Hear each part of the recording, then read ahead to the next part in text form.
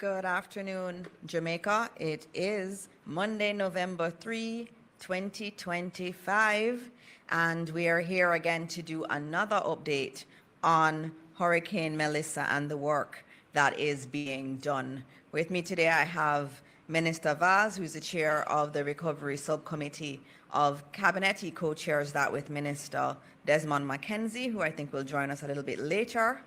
We also have Minister Matthew Samuda with us, our Minister of Water, Environment and Climate Change. We also have some other individuals who will join us a little bit later. We are going to have the Honourable Olivia Babsy-Grange, our Minister of Culture, Gender, Entertainment and Sports, and the Honourable Robert Nesta Morgan will also join us. I think we are going to be also joined by the Honourable Kerencia Morrison, the State Minister in the Ministry of Culture, Gender, Entertainment and Sport. And I have to acknowledge my Permanent Secretary, Dr. Kassan Troop, and the Chief Education Officer, who are both here.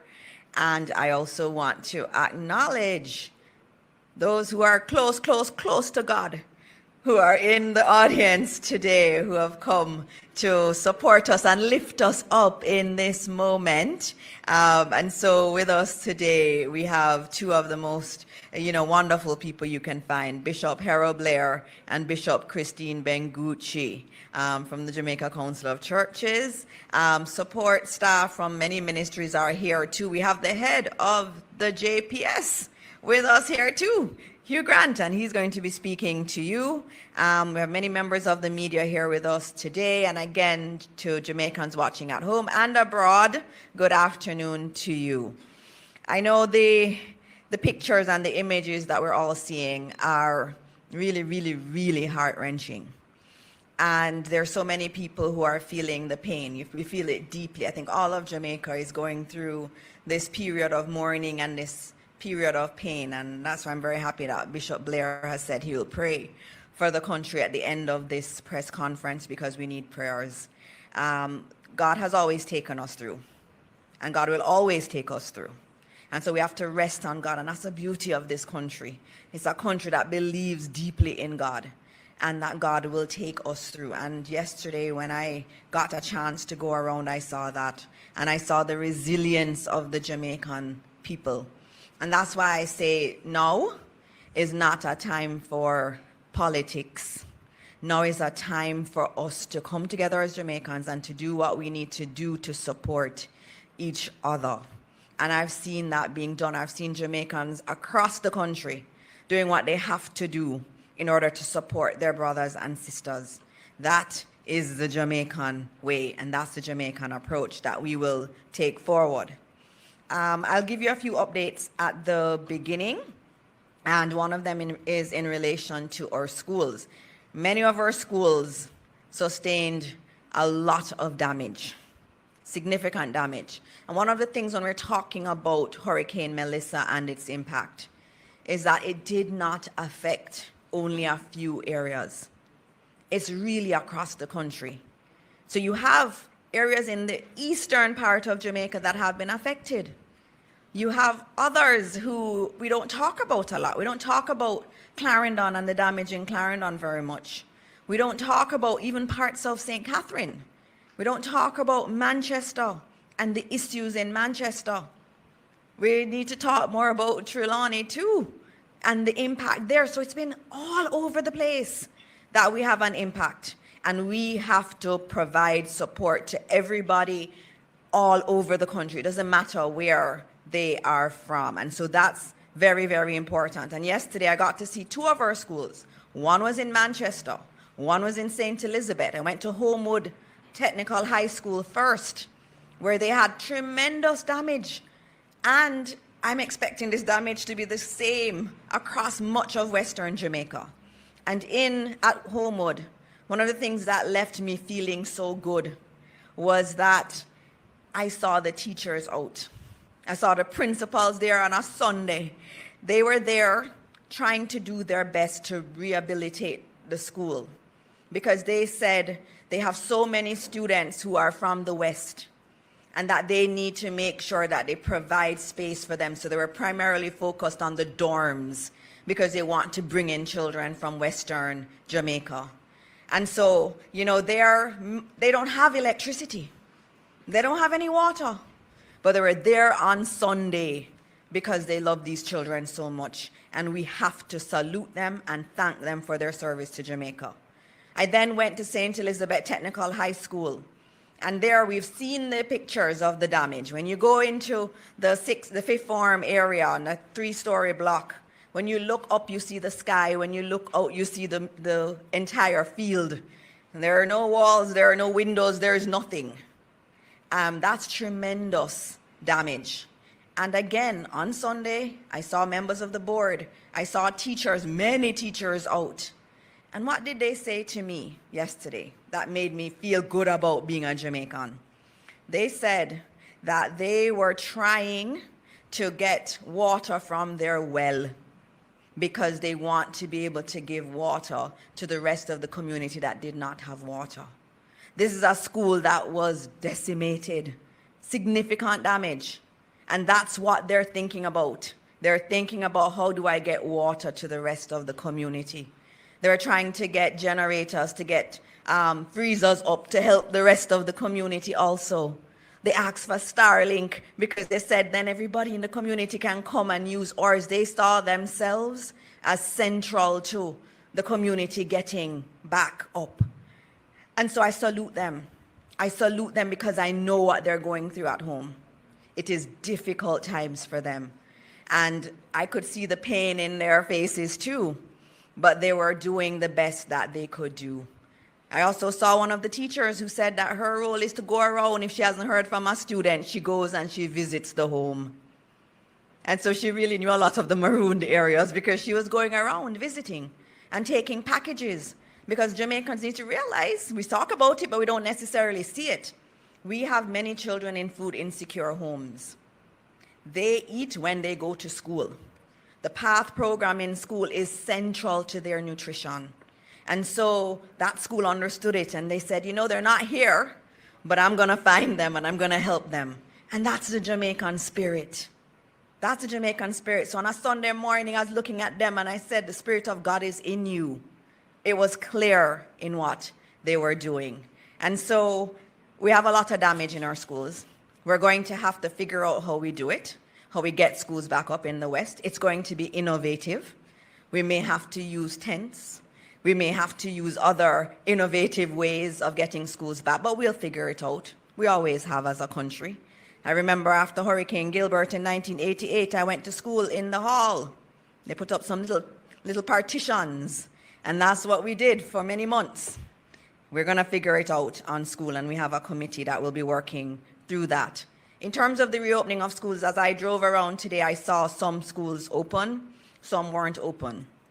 The ministry has said very clearly that the decision is decentralized. So the boards and the principals make the decision based on local conditions. If you don't have water, you can't open school. That's a minimum. You have to have water to open schools. But then there may be other issues in the community, maybe issues with the teachers and their ability to get in. And so all of that is taken into consideration, and the school board and the principal makes that decision working with the regional teams in the Ministry of Education. So we've decentralized that. I cannot stay in the ministry, the PS can't stay in the ministry and say that your school must open. We can't do that.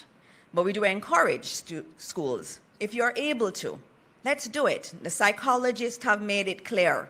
After a disaster, the quicker children get back to their routine is the better it is for their mental health.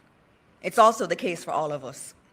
They actually say that, you know, the quicker we move through this grief is the better it is for us in the long run. But there is this sense of national trauma. And I know you're going to ask me later about the JTA president, so I'll just answer now about psychosocial support for teachers. And I think the entire country needs psychosocial support. I think we're all going through collective trauma. I see it everywhere you go, you see it. And we have to think about that as a country. And I know the church is going to have to be very important in providing that kind of support to the entire country. And so in our ministry already, we have a group of over 30 psychiatrists and psychologists that we have available to our education system. So we have a system in place for those who need help. And many people don't necessarily want to do it collectively. They may want to do it individually. And the Ministry of Education pays for that. And this is not something new. This is something we've had for a while. And so we say we already have these avenues available, and we want our teachers to make use of it, because we know, like, the entire Jamaica is going through trauma. I saw a police officer yesterday. She worked all the way through the hurricane and is still working. She hasn't taken a day off. And she was talking about how much pain she's feeling, but she has to continue. And I heard that too from the nurses that have been going through the hurricane and after under very, very difficult circumstances. We have to support everybody. Everybody is going through that mental strain, and I'm very happy that my ministry is leading the way in a program that is very accessible to all of our teachers, free of cost. We take up the bill. And it also is available to parents and children. Children feel the trauma too. And so it's available to them. And we also have to remember, some people won't feel the trauma until 3 months' time or 6 months' time. They may not be feeling it right now. And so we have that system available to us. I spoke about reopening of schools more broadly. Obviously, in Western Jamaica, that's a unique situation. I'm very heartened that some principals are looking at how they could find space in their schools to facilitate children from Western Jamaica to come in. The ministry will continue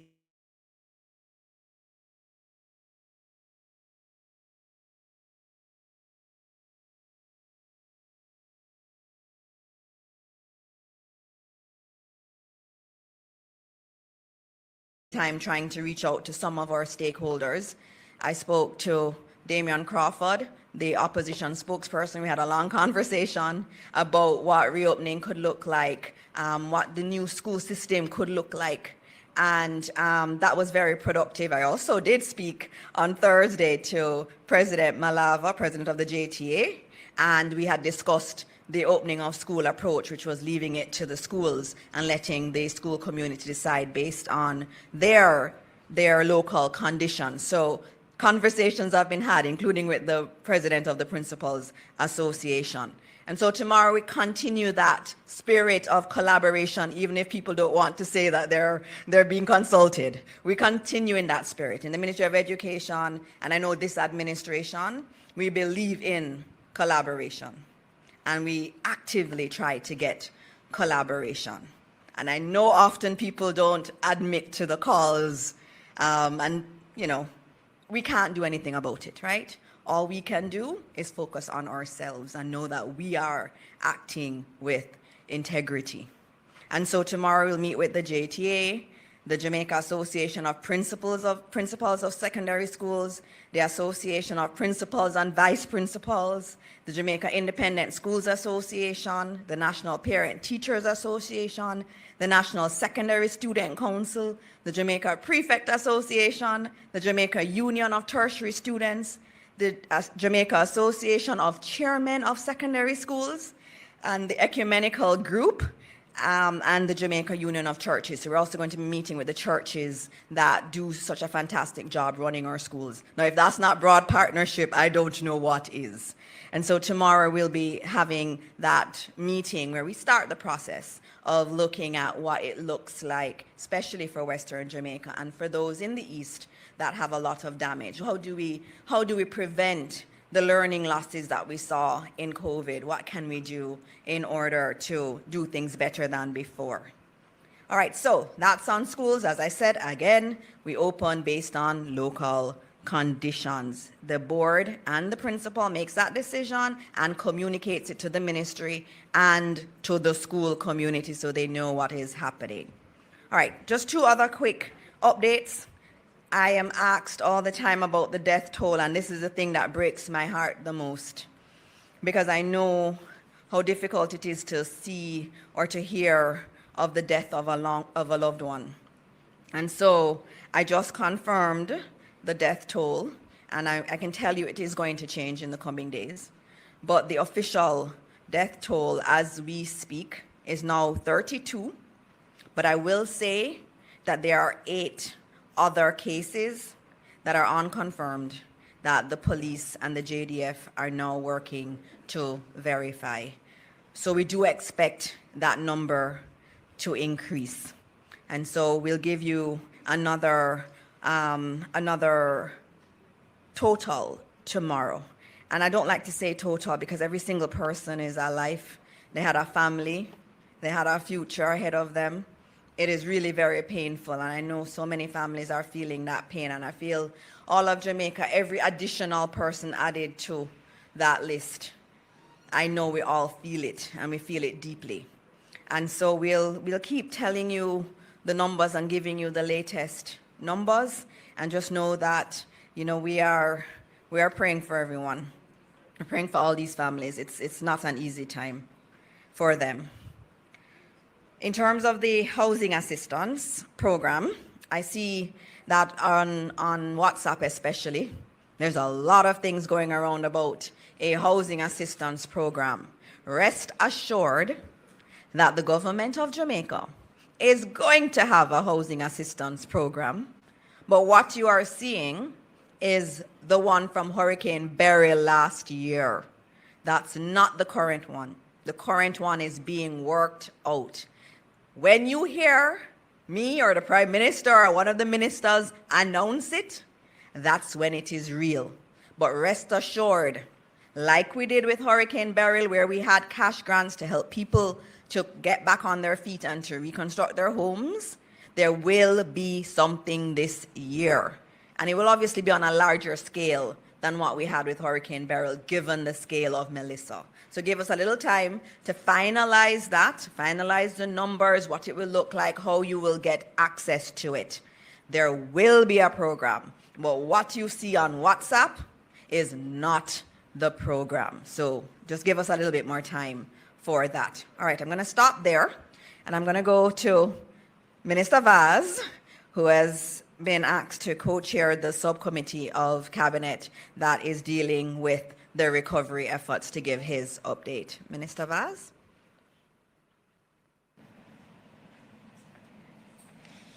Thank you very much. Good afternoon, ladies and gentlemen, colleagues, ministers, permanent secretaries, Jamaica, and the diaspora.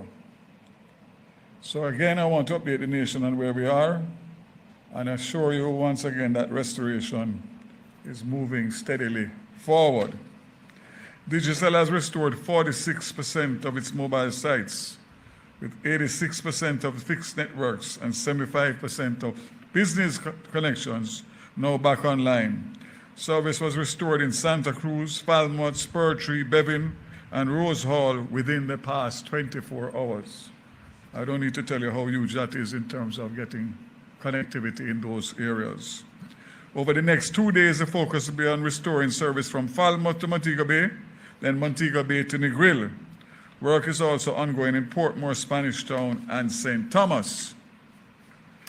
Approximately 64% of Flow's fixed sites are now operational, with 40% of customers reconnected, mainly in the urban areas where the power has been restored. Work continues to bring service back in to more affected western and southern parishes. For mobile network, 37% of our sites are up, reaching about 78% of mobile customers. Repairs are focused on the hardest hit parishes, including St. Anne, Hanover, and St. Elizabeth, where several towers were damaged. Neptune Communications, working with Marlink USA, is replacing and relocating damaged satellite units to restore connectivity where it is available. Additional satellite kits are arriving this week to expand coverage. Over the past 48 hours, additional Starlink kits were allocated to organizations providing essential assistance to Jamaica impacted by Melissa. I want to say our emergency response team stationed in Jamaica and are helping to coordinate the Starlink installations. So again, a charitable organization brought 200 mobile Starlink, and Starlink gave the government of Jamaica 400 residential. We are using those residential/commercial. All 400 will be allocated out to government agencies and NGOs by end of day tomorrow. Bearing in mind we just received them on Friday. So we are allocating them according to specifications and needs of the hardest hit parishes. So OPM and Ministry of Labour and Social Security would have gotten today, the fire brigade would have gotten today, and a lot of other essential services, too much to name. The Ministry of Health, in close coordination with United Nations Children's Fund, is working to restore connectivity to major hospitals and community health centers. Jamaican government, the Jamaica Red Cross and international NGOs are also using connectivity provided by Starlink to distribute food, water, and sanitation supplies, basic household items, and children's activity kits. The Starlink devices have been used to establish connectivity for community Wi-Fi points. So remember, we have hundreds of community Wi-Fi sites that were put in by the Universal Service Fund, which falls under my ministry. So we're working with Starlink now to get those back up so that communities, especially remote communities, will have community Wi-Fi to be able to communicate with their families, etc.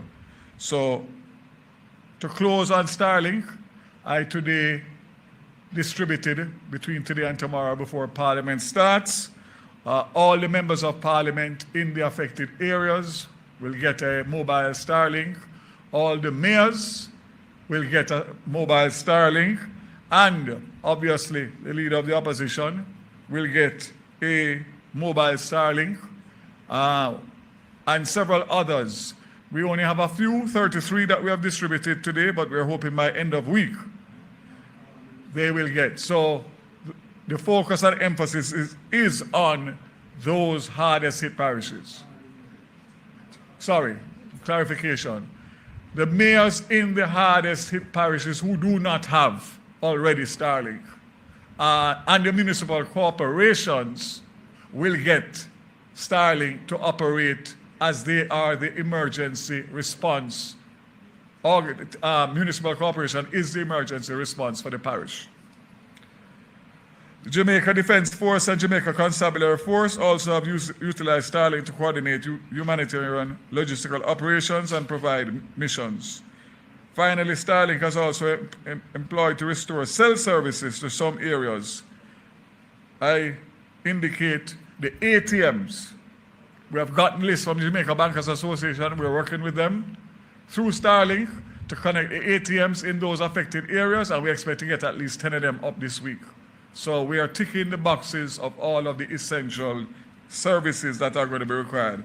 JPS, I leave that for the president of JPS to make a presentation. He made a presentation to Cabinet this morning, for which they will be called to come to Cabinet every week to give an update to Cabinet starting today, and also hopefully after today, when he speaks, the people of Jamaica will get more information flow on a regular basis on the recovery efforts of Starlink. We expect that, JPS, we expect that tomorrow hopefully will be the last flight by the JDF that I have arranged to give them a final look at the damage to the transmission lines. So hopefully, with that being done, we should be in a position to get a full assessment as the government, and then the people of Jamaica can start to get the answers that they are so anxious to hear, based on the frustration level of knowing that you live in a community that has minimal damage and yet still you don't have light. But it's bigger than that. It's bigger than that. It's based on the damage that has taken place. So I'll also ask the JPS to attend on press conferences held by the government to give updates ongoing until we know exactly where we are. Petrojam, important. The refinery sustained no major damage. As we know, it has adjusted its opening hours to 6 p.m. to allow refueling of tankers, trucks for distribution to Western Jamaica. And since Thursday, October 30th, over 400 tanker trucks have been loaded destined for all parts of Jamaica, including the hardest hit parishes. And as the roads are clear by the National Works Agency, the tanker drivers will transport the much needed resource. So there is no need to panic buy or store excess fuel. We have adequate fuel. Another one that is important is aviation fuel, because we have a lot of assets that are going to be traversing the skies, and we have more coming. So we have between 75 and 80% capacity across our international airports, and we are coordinating with our international partners such as Grey Bull Rescue and the Fuel Relief Fund to support distribution of energy, fuel for humanitarian efforts. Rubis has a total of 41 open service stations across the island, which is 82% of their network. 7 stations remain closed. 2 have a status to be confirmed, but due to communication challenges, so they also have put in extra staff and resources to reopen remaining stations and carry out maintenance in St. James. The Westgate service station is now open 24 hours a day to meet the demands. I had a meeting with them last week, and we have set up a system with the police and the National Works Agency to give them the coverage that they need to get through the traffic, and also to make sure that they are safe. Johnson's petroleum networks remain stable and functional. No major infrastructure damage, and they also have stations and deliver fuel around the island. JUTC, 175 buses in service across Kingston Metropolitan and Portmore, and several more are being prepared for rural routes as the roadways open. JUTC has played a vital role in relief efforts, as we know, and they continue to work with the health workers, security forces, and emergency personnel. I will also indicate that we have taken a decision today to suspend the introduction of the rural school bus fares that were supposed to be implemented on November 1st at $50 per trip to the end of November in the first instance, as everybody has been affected by the storm, hurricane, in one way, shape, or form. Norman Manley International Airport, as we know, reopened less than 48 hours after the storm and continue to bring in significant relief flights and commercial flights. We had a record on Saturday, which outdid ordinary times, where we had 77 flights in one day. 30 of those were relief and 47 were commercial flights. So that is very, very good news. Montego Bay Airport opened back for commercial traffic on Saturday morning at 7 a.m. and had opened from Thursday for relief flights.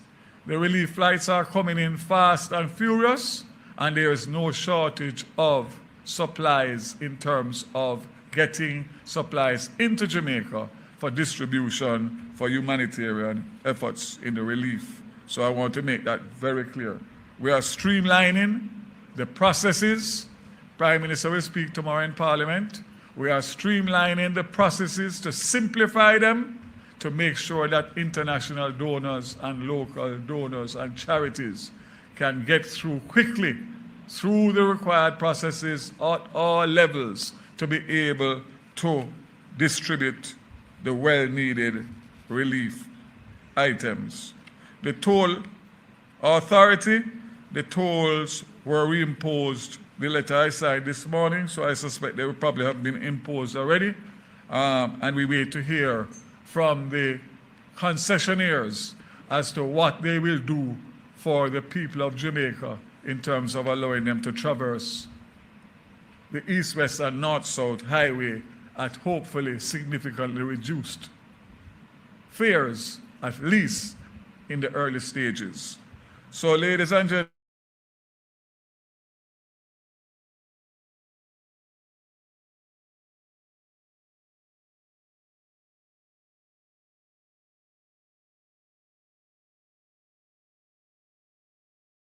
seems like 10 years, but the reality is tomorrow will be 1 week, which will be 6 days if you take out the day of the hurricane.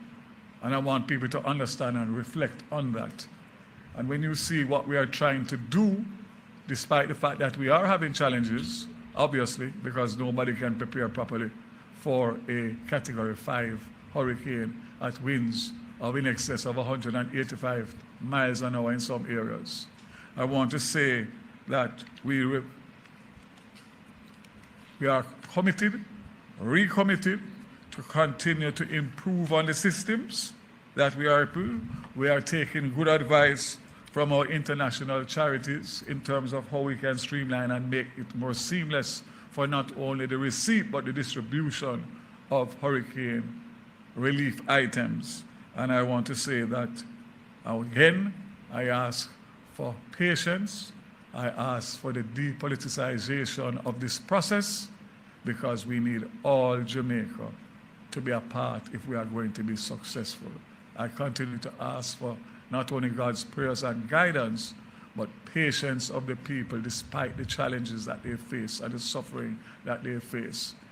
I assure you, on behalf of the government of Jamaica, help has started. It's not underway, it has started, and it will improve, and we expect that this week 2, will be significantly better than week 1, and every week thereafter will get better and better and better. All in the interest of the people of Jamaica. All of the people of Jamaica. God bless Jamaica. Thank you, Minister. And thank you for those closing words. Yes, and at Cabinet, as Minister Vaz said, we had JPS come to give us an update. There were a lot of questions from the Cabinet members. Everybody was asking JPS, when will light come back in particular areas? And so the Cabinet got a briefing today, and you are going to get a condensed version of that briefing from JPS, because I know that's who you really want to be hearing from today. So, Mr. Hugh Grant, we invite you to give Jamaica your update.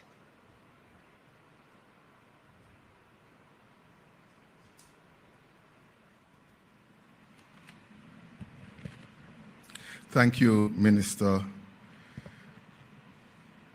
My heartfelt condolences to the people of Jamaica, our customers, for the lives lost, damage to property, and the dislocation that's happening out there. I had an opportunity to firsthand see the devastation that this record Category 5 hurricane has caused on the nation. Some of my very own employees have been working tirelessly in order to safely restore power. Some has not gotten a chance to go home.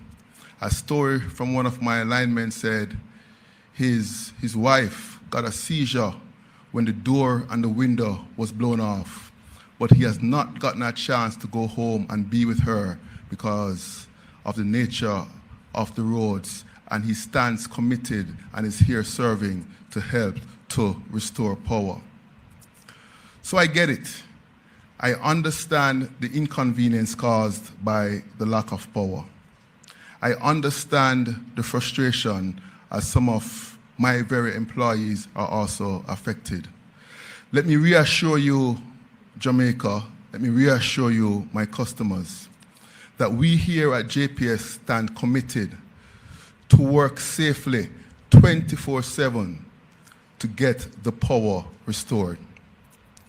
So how have we been doing? As of this morning, we restored 206,000 customers. At the time of the incident, we had 550,000 customers approximately out. So we moved from 77% of customers without service to a significant milestone of having just under 50% of customers without service. That is not by chance. It's as a result of our preparation in regards to the system, preparation of the people, and the strong response.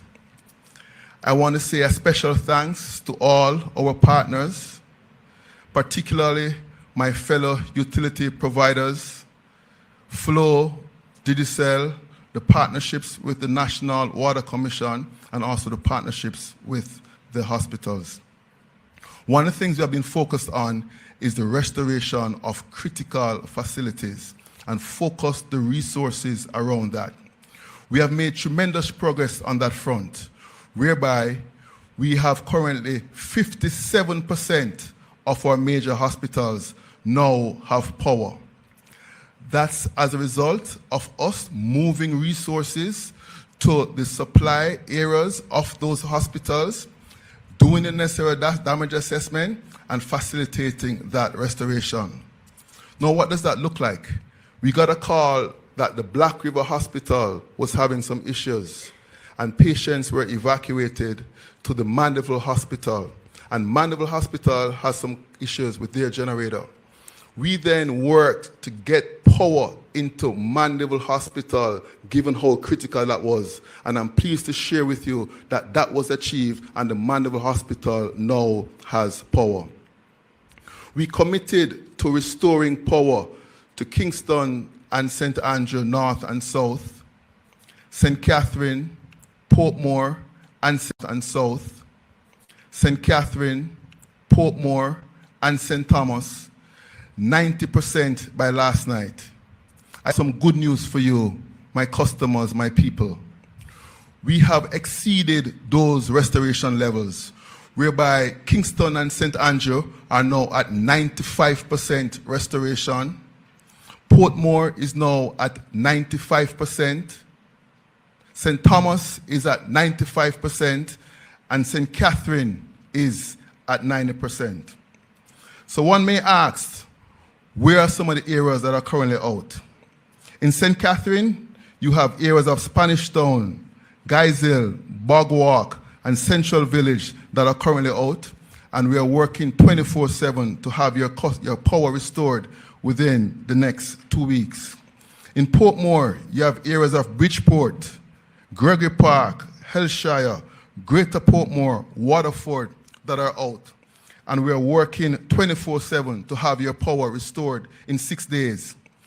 In KSA North, you have areas of Kingston 7, 9, 6, Kingston 8, 19, Mavis Bank, Garden Town, Golden Spring that are out. Also, some areas in Content Gap. And we are working 24/7 to have your power restored within the next 14 days. And the areas in St. Thomas that are out, Golden Grove, Hagley Grove, Morant Bay, Cedar Valley, that's the 5%. We're working to have your power restored within 10 days.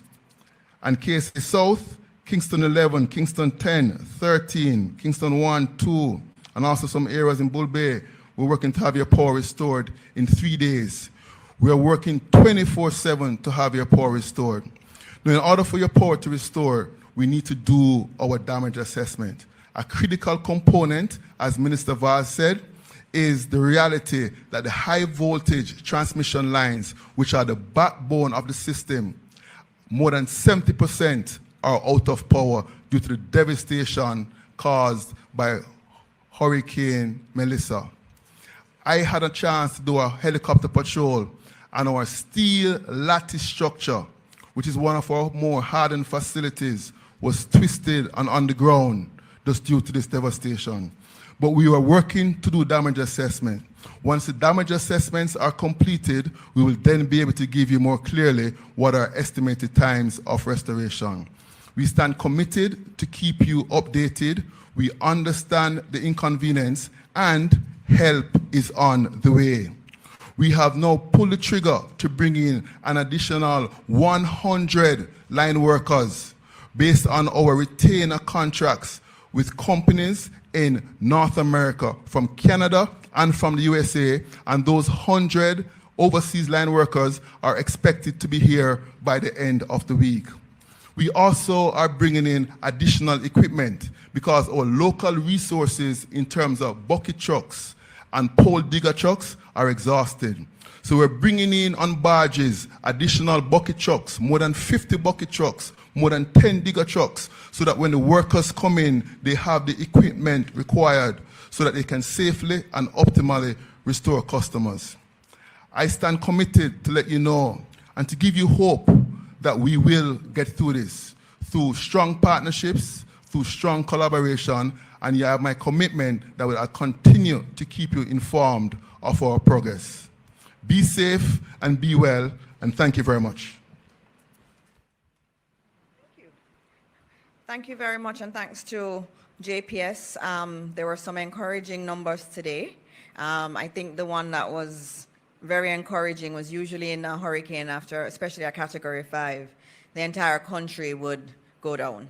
But this time, right after the hurricane and during the passage, 20% of their customers still maintained electricity. So that's definitely an improvement over last year. But obviously, everybody wants to know when they will get their electricity back. We've heard that they're doing damage assessments. Minister Vaz is working with them every single day asking for updates, and we should be hearing somewhere in another week. As you hear, they will be coming to Cabinet every week to discuss where they are with getting back electricity. It is a priority of this country. The entire country needs to get electricity back. All right, now that we're on utilities, the other big one is water. And I'm going to ask our Minister of Water, Environment and Climate Change, the Honorable Matthew Samuda, to now come and give his update.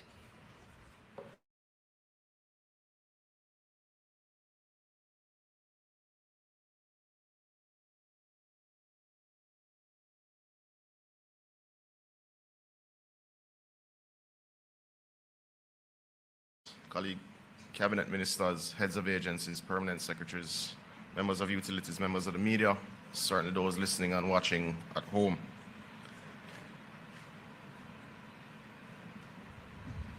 The NWC systems have been severely impacted by the passage of Hurricane Melissa.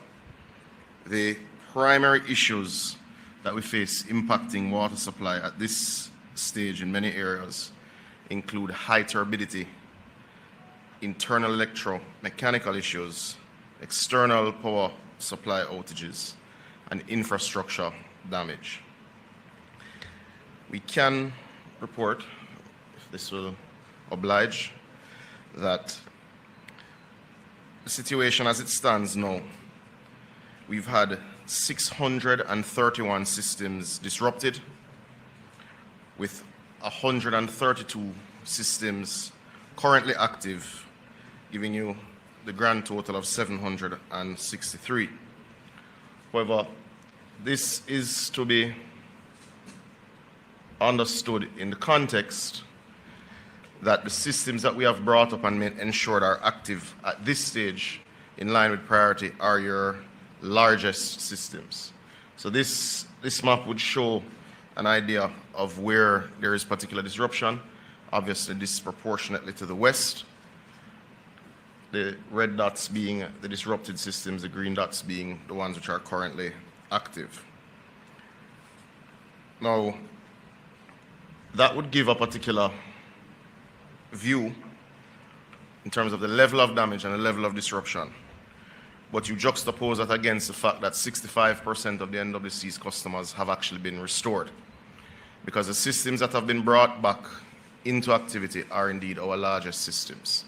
So for instance, we can report that the Constant Spring system, which feeds from the Hermitage Dam, has indeed been restored and is operating from JPS power. We can report the same for the Mona and Hope systems, which obviously move the numbers significantly. Now I will take the time to go pretty much in a circle around the country just to give some information so that those here have a feel of exactly where we are and what we're likely to see by way of customers coming back on stream over the next 3 days.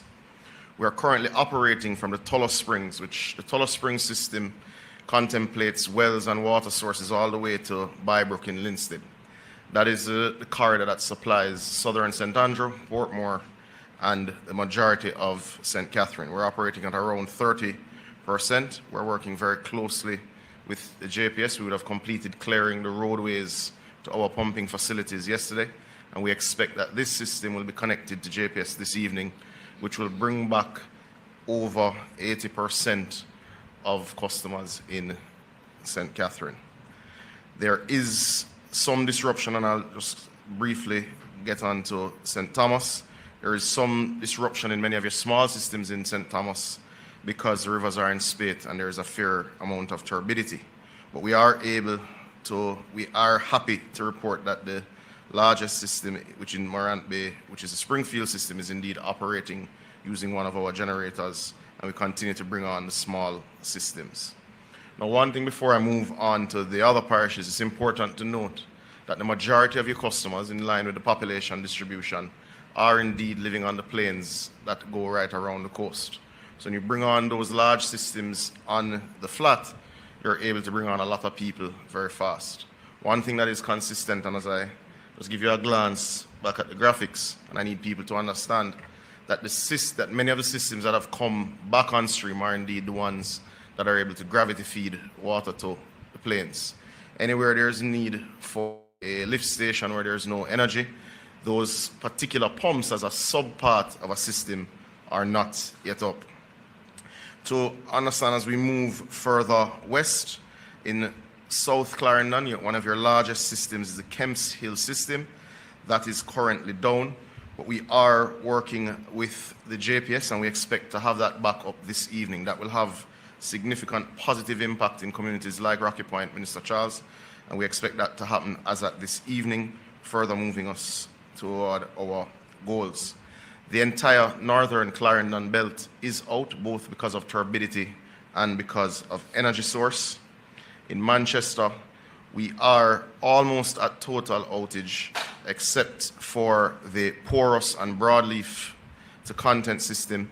This was brought up as a matter of urgency in partnership with NWC and JPS to ensure that the Mandeville Hospital is indeed being served by 24-hour water.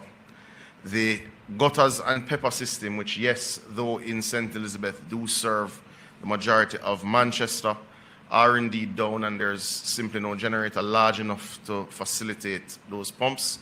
We are in the process of actually procuring one as a part of our resilience building strategy. We started that process after Hurricane Beryl, but that is down, and that will require JPS's systems. We're working with them and we're helping them to clear the roads along the line and the pathways that allow for those connections.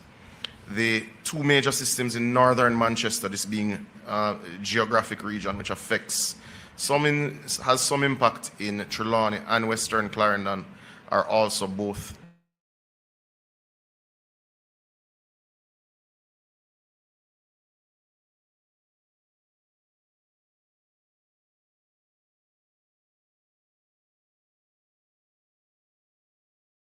so they're getting between 16 and 20 hours of water between Goshen and Santa Cruz currently. In Luana, as we move further west, we would have installed a generator 2 days ago. They're now getting 8-hour increments of water, getting between 18 and 20 hours of water in that area.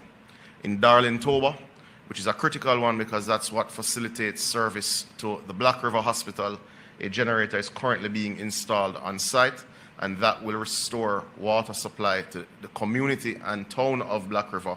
But more important, well, particularly important, is to the hospital as well as to the stations for the emergency crews that are operating in that space, as well as a police station, etc.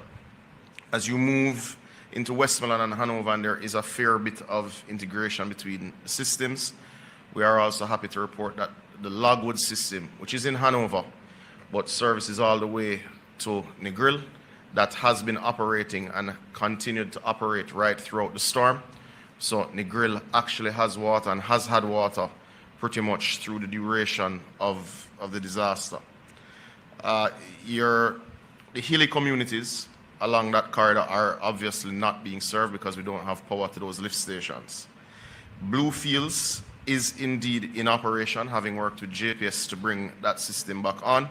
So Bluefields to White House, we can also report that they currently have water supply, certainly along the plains. The Roaring River, which serves Sav, and indeed Darliston, is out. But we are working to, we are serving the Noel Holmes Hospital, which is also served by this system by trucking, and we're monitoring it very closely in collaboration with the Ministry of Health.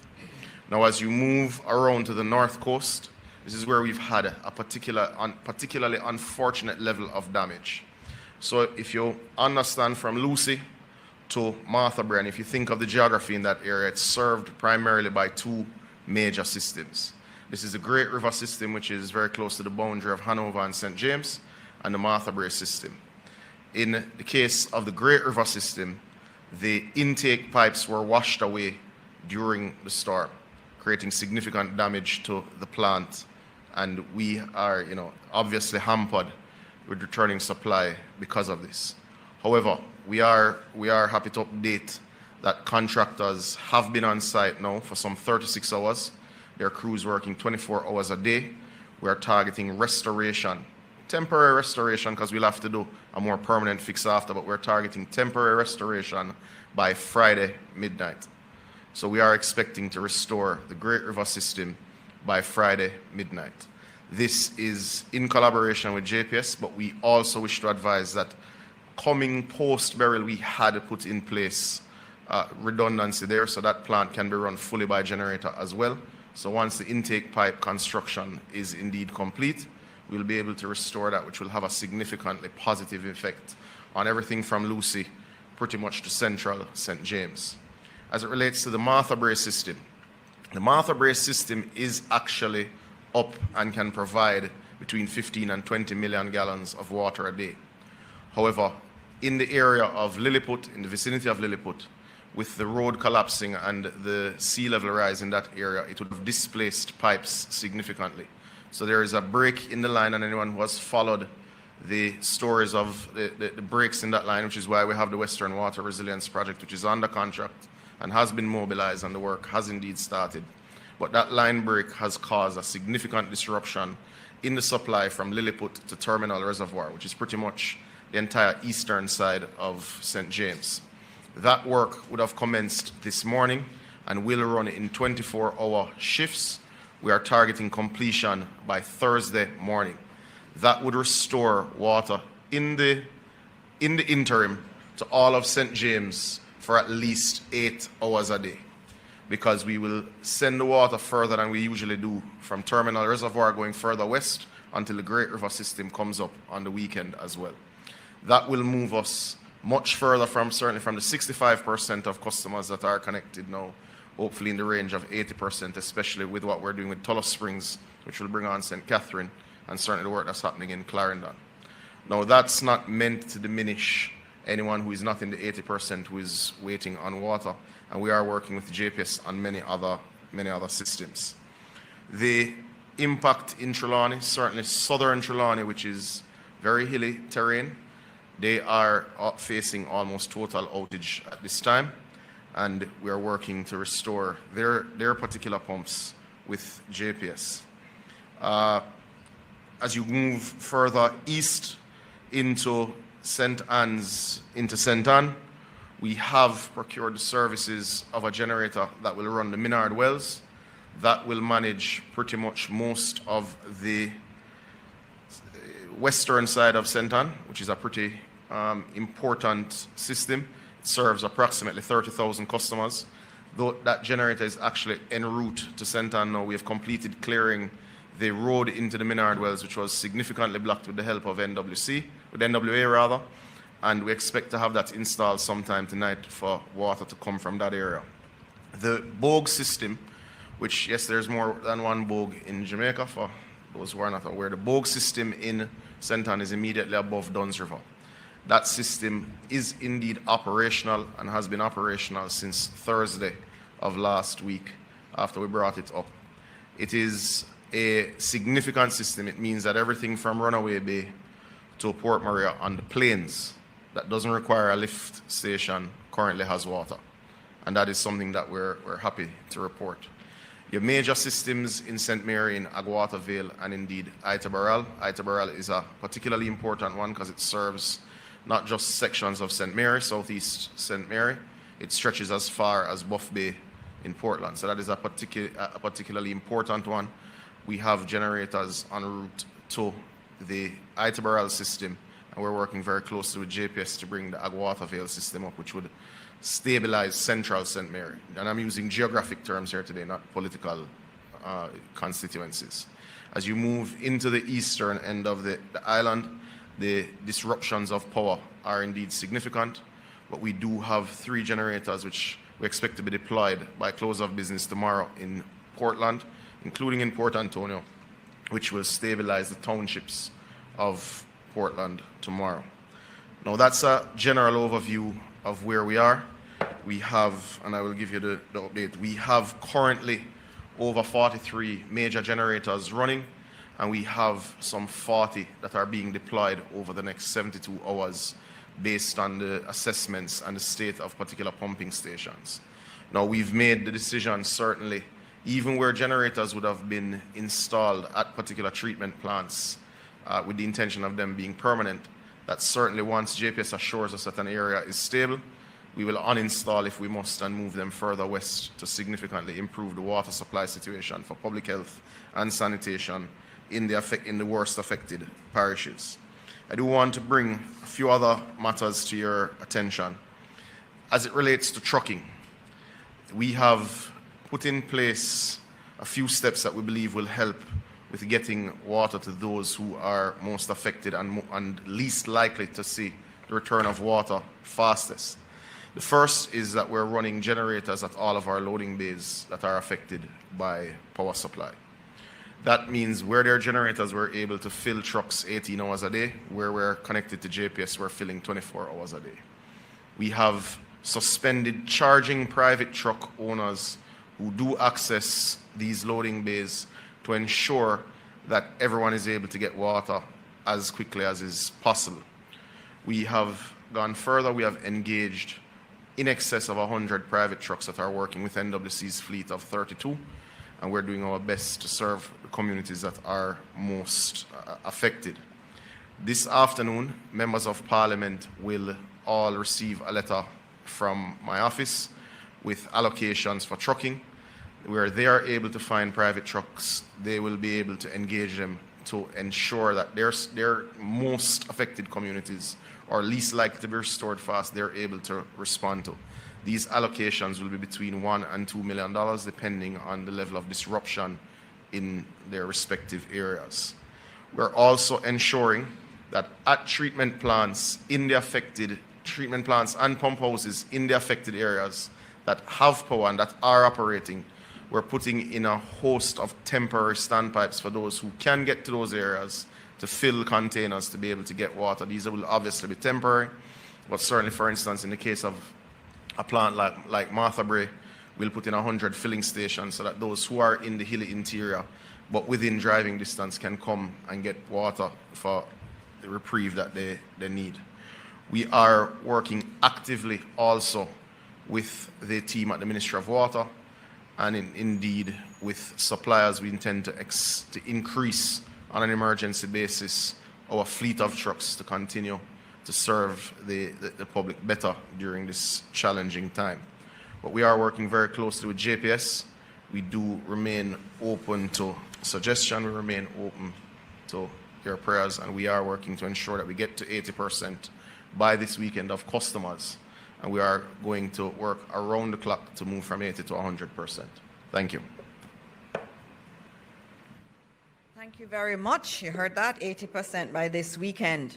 And you saw the numbers for Westmoreland, 35.7%, where, Westmoreland and St. Elizabeth are really ground zero and they are getting water back. I mean, we have to thank NWC Minister Samuda. You've been doing a lot of work, and I hear you talking about all of those subsystems and knowing all of them so intimately. You're really good at what you're doing, and so thank you, Minister. Thank you to the entire NWC team. I know Jamaica is grateful. We can do without a lot of things, but we can't do without water, and so thank you. All right, up next we have Minister Morgan, Robert Nesta Morgan, our minister that is responsible for works, to come and talk about the work that's being done to clear the roads and get us access to those people who are currently marooned. Minister Morgan? Thank you very much, my sister, Dr. Dana Morris Dixon. Thanks to members of the public service, the private sector, members of the media. I see we have a very healthy turnout. Hi, Dion. It's good to see you at the OPM press briefing. Haven't seen you in a while, but thank you very much for coming. I want to give an update on the work that we've been doing regarding the clearing of roads, and just general updates as to what we're doing to provide access to the various disaster areas. And as usual, take your questions as it relates to the issues that have been raised in the press conference. So in my last updates, I would have told you that one of our priorities, or at least our main priority, is to provide a corridor for persons to be able to bring relief supplies, especially to the western parishes that have been severely impacted. We have been extremely successful in creating that corridor. We now have a good corridor from the border of St. Elizabeth all the way to Savannah-la-Mar, and we have a corridor from St. James coming through St. Anne Trelawney all the way to Savannah-la-Mar on the other side. The challenge, however, is that we created single lane access initially, but the quantity of vehicles almost tripled within a day, and which is understandable. There are many persons who have loved ones in the region. There are persons who have recognized the disaster that took place and wanted to assist persons in the area. What that resulted in is significant traffic jams, especially in areas such as the Bogwalk Gorge and sections of Westmoreland, particularly in the Ferris area. We then decided that we had to expand the corridor a bit to create more two-lane access. And that's something that we were able to some extent do over the last 2 days. We also had to work hard to ensure that heavy-duty trucks, such as gas trucks and oil tankers, are able to traverse the entire corridor. And yesterday we completed removing several impediments which would have prevented those heavy units from traversing the area. That corridor is not the only corridor. Work continues in sections of Trelawney, sections of St. James, sections of Manchester, and other areas that have been impacted, and areas across the rest of the island, such as Clarendon and other parishes, St. Thomas, Portland, St. Mary, which would have had challenges due to rain, wind, landslides, and so on.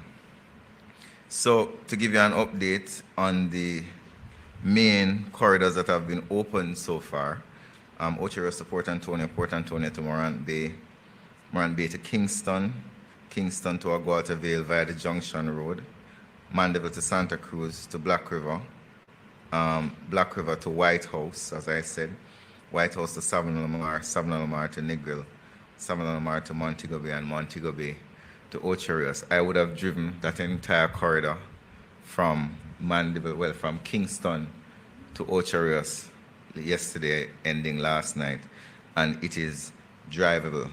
We also drove through the Hanover section. So you have two sections. You have the Negril section, you have the Hanover side that goes through Long Lane. Those two corridors are drivable. The one through Hanover Hills is a bit Long Hill. Grange Hill, sorry. It's I drove on so many roads, I don't remember the names. that one is a bit challenging for heavy duty trucks, but small units can manage it. We have also cleared Vauxhall to Arcadia. Well, no, my apologies. I am now listing where works are actively being done. Vauxhall to Arcadia, which is flooded. Mountainside to Malvern, which is severed, which means it's cut off. Balaclava to Keesham, which we are now assessing to start work, as well as Aberdeen to Quickstep, we're assessing. There is some damage on Hodges to Speculation. We're removing fallen trees as we speak in Newton to Magotty. There's flooding on Siloa to Magotty. Knoxwood to Burn Savannah is also flooded. And in Manchester, we have several flooded roads, which are, we have to wait until the flooding recedes. And that's Alligator Pond to Guts River, Williamsfield to Mile Gully, and Newley Road is also flooded. And there are landslides still to be cleared. Dump to Moravia, Christiana to Ashton. We have some challenges in the St. Andrew area as well. Guava Ridge to Mahogany Vale. We have a damaged ford and some landslides that need to be addressed. And we're addressing landslides in Red Light to Hardware Gap, Bull Bay to Bloxborough. And in St. Catherine, we're addressing landslides in Sport Park to Post Road, Bartons to Ginger Ridge. We have a peculiar issue in Spanish Town to Bogwalk, where there are some pole lines that are on the ground, and we had closed the roads, and we're approaching the police because there are persons who have removed the closure and are seeking to extort motorists. So that is something that we have to address. There are several other updates that we will be publishing. Most of the challenges that we face in terms of opening roads is flooding, significant landslides, and in some cases, falling trees. We are working with the Jamaica Public Service Company. We have worked out an arrangement where on a daily basis we are engaged with them in a meeting where we are clearing and there are JPS poles. We work together to remove those poles or relocate them. So one of the issues that, and I want to remind persons, is that if you don't have any business in the western end of the island, please do not go. The traffic pileup is actually creating a risk to persons' lives. Our inability to efficiently transport relief supplies to the region because of persons coming out of their vehicle and sightseeing and doing selfies, as we saw over the last several days, is creating a significant traffic pileup. And if there is blockage in, let's say, Holland Bamboo, then the relief trucks cannot come out. So those are just some of the updates that we want to give. Last thing I want to say is that we have over 100 contractors and equipment owners and operators in this effort, stretching all across the region from sections of St. Anne going all the way to St. Elizabeth. I'll focus on that area because that's the main corridor or the main area of problems. But we also have challenges in other parishes too. We have challenges in sections of Portland, St. Thomas, where we do have the National Works Agency. I see Mr. Vaz looking at me. Yes, Mr. Vaz, I remember. We are working, the NWA is working in other parishes, and pretty much every parish, because the rain event did impact every parish and did cause landslides. The bridge, what's the name of the bridge again, Darrell, that we're building?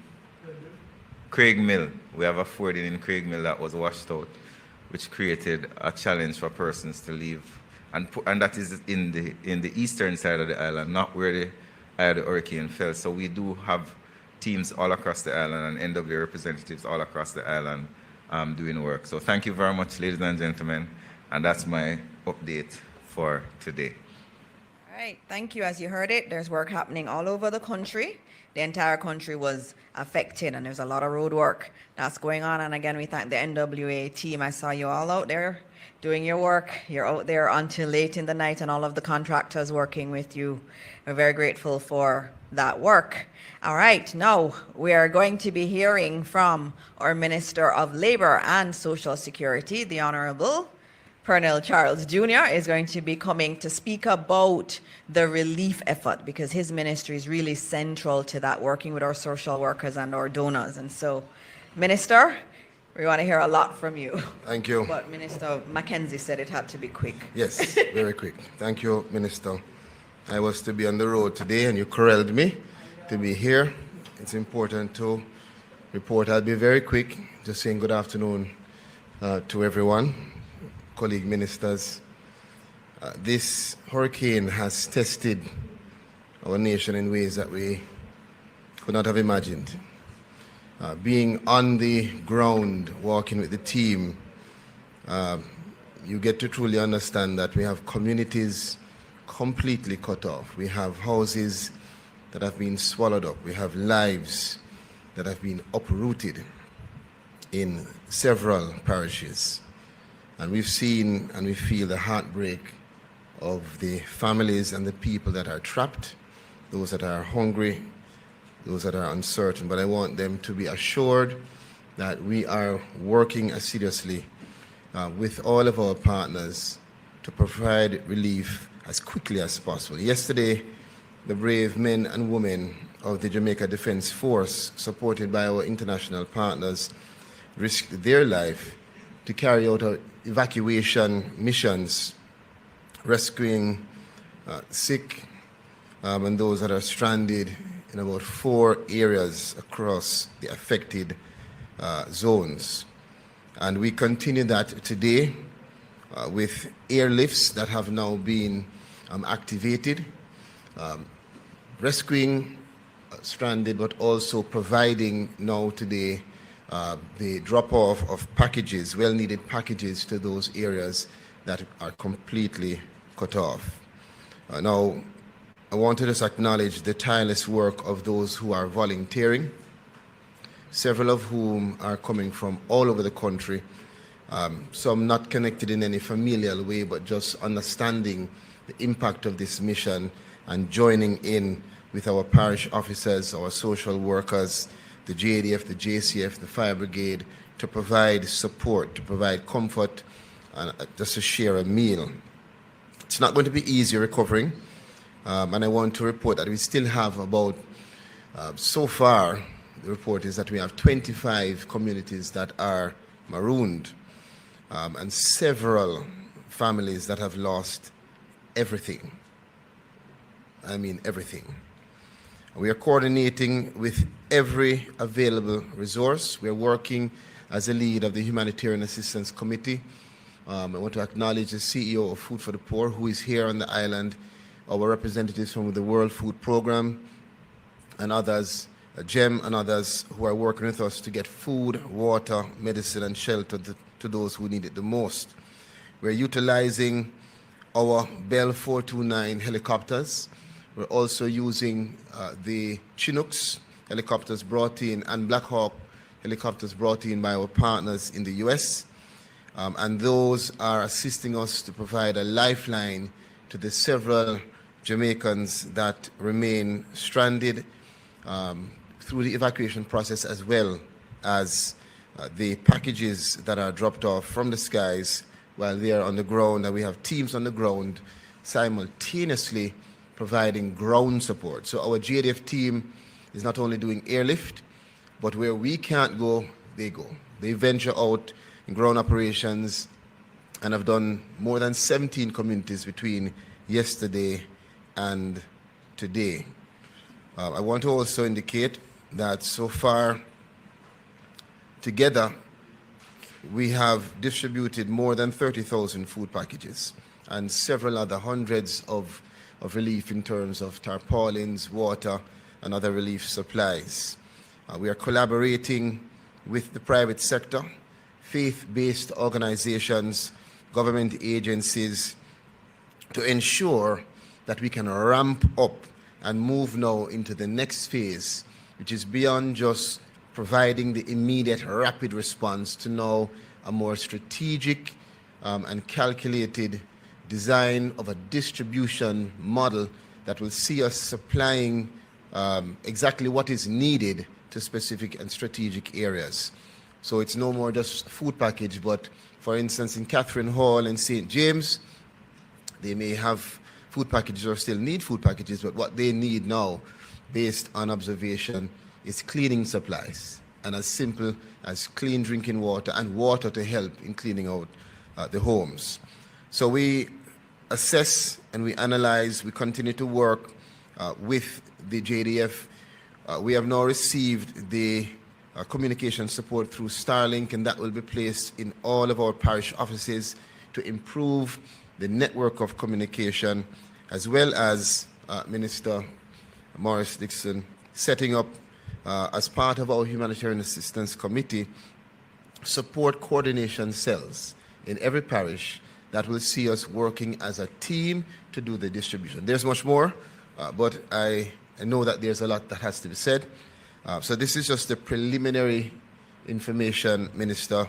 We will come with more details later on in the week. Thank you. Thank you, Minister. And I know that's an area that many people are asking about, is the food getting to those who need it? And Minister is speaking about how the systems have been refined to make it easier. And you heard there are 3 different avenues of helicopters. One is the JDF helicopters.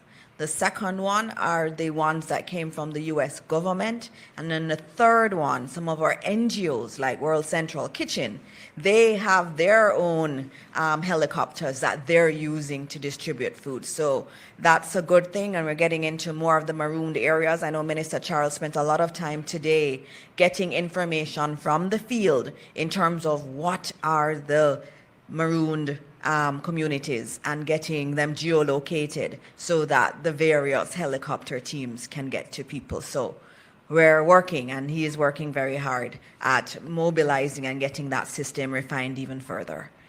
All right, so I think I'm on to Minister Mackenzie before our grand crescendo with Minister Grange. So Minister Mackenzie, our co-chair of our subcommittee on our recovery and relief efforts. Minister Mackenzie. Thank you, Minister. Let me just make way for the grand lady. That's what you call her. All right, I just have a couple updates I want to give this afternoon, which is important as we continue the recovery efforts. As of today, only a total of 186 shelters remain open across 12 parishes, and there are approximately 2,500 persons within our shelters as I speak. I just want to spend 5 minutes on the issue surrounding the municipal corporations across the country. As you all know, that 7 of the municipalities have been severely affected by the passage of the hurricane, and none of these municipalities have anywhere to conduct administrative activities. We are now making arrangements. We have found a location in St. Elizabeth, and I will be engaging the mayors and other stakeholders to discuss relocation for the remaining municipal corporations. One of the challenges we face also is that a number of staff in these municipalities have their own personal issues, so they can't participate in the recovery exercise. So I'm pleased to announce that the municipalities that has not been affected have now moved into those parishes. A team from KSA has gone into St. Elizabeth, and we are moving teams from Portmore, St. Catherine, St. Thomas, and other communities to cover areas in Western Jamaica that has been severely affected by the passage of the hurricane. I must also make the point that the revenues of the municipal corporation has been severely affected by the passage of the hurricane. And as I speak, at least 30% of our markets have been damaged, some destroyed. I was in Black River on Saturday and I saw the destruction to a market that is not even 6 years old. It was under our administration that we did extensive repairs to the market. Must also speak about the role of the Jamaica Fire Brigade in this exercise. And so far they have responded to over some 500 calls right across the country. And they're a part of the team that is responsible for the clearing of roads and the necessary things. But the last thing I want to say is that later this week I'll be announcing in detail the full rollout of a national cleanup campaign for the country. This cleanup exercise will include the National Works Agency, TPDCO, the Ministry of Education, and it will be led by the National Solid Waste Management Authority. The purpose of the cleanup, ladies and gentlemen, is for Jamaicans to participate in this national cleanup exercise that will take place right across the country in every community. The Social Development Commission will be responsible for coordinating community activities throughout. And this will be a call for national duty, for national response. The country will require the full support, the full participation of all Jamaicans in this exercise. And as I said before, I will give further details on this exercise, because a part of any recovery must be keeping our cities, our towns, and our communities clean. I saw some sites on Saturday which I cried inside, because I was in St. Elizabeth even 5 weeks prior to the hurricane, and what I saw was devastating. But this is the time when all of Jamaica, and I'm going to be reaching out today, my opposition counter spokesperson, to invite her to the meeting to discuss the cleanup exercise, because we are taking a national approach to the cleanup exercise. Those are my brief comments this afternoon. Thank you. Thank you, Minister. You know, I was hoping you were going to continue and I'd get a chance to come up here and stand up, because I've seen you do that so many times and I wanted to be able to do it to you, but you didn't give me that pleasure. All right. I think where you left Minister Mackenzie on the matter of a national cleanup is really the perfect time for Minister Grange. There have been so many people saying, I want to help, I want to volunteer. And we have a solution, and that solution has been provided by Minister Grange and some wonderful young people. And so please welcome the Honorable Babsy Grange to give you some information on what she has been working on, which is really quite exciting. Minister Grange, it's good to see you and have you here. I keep having the men in the cabinet. It's nice to have a woman beside me. Thank you, Minister. Colleague ministers, ministry officials and media.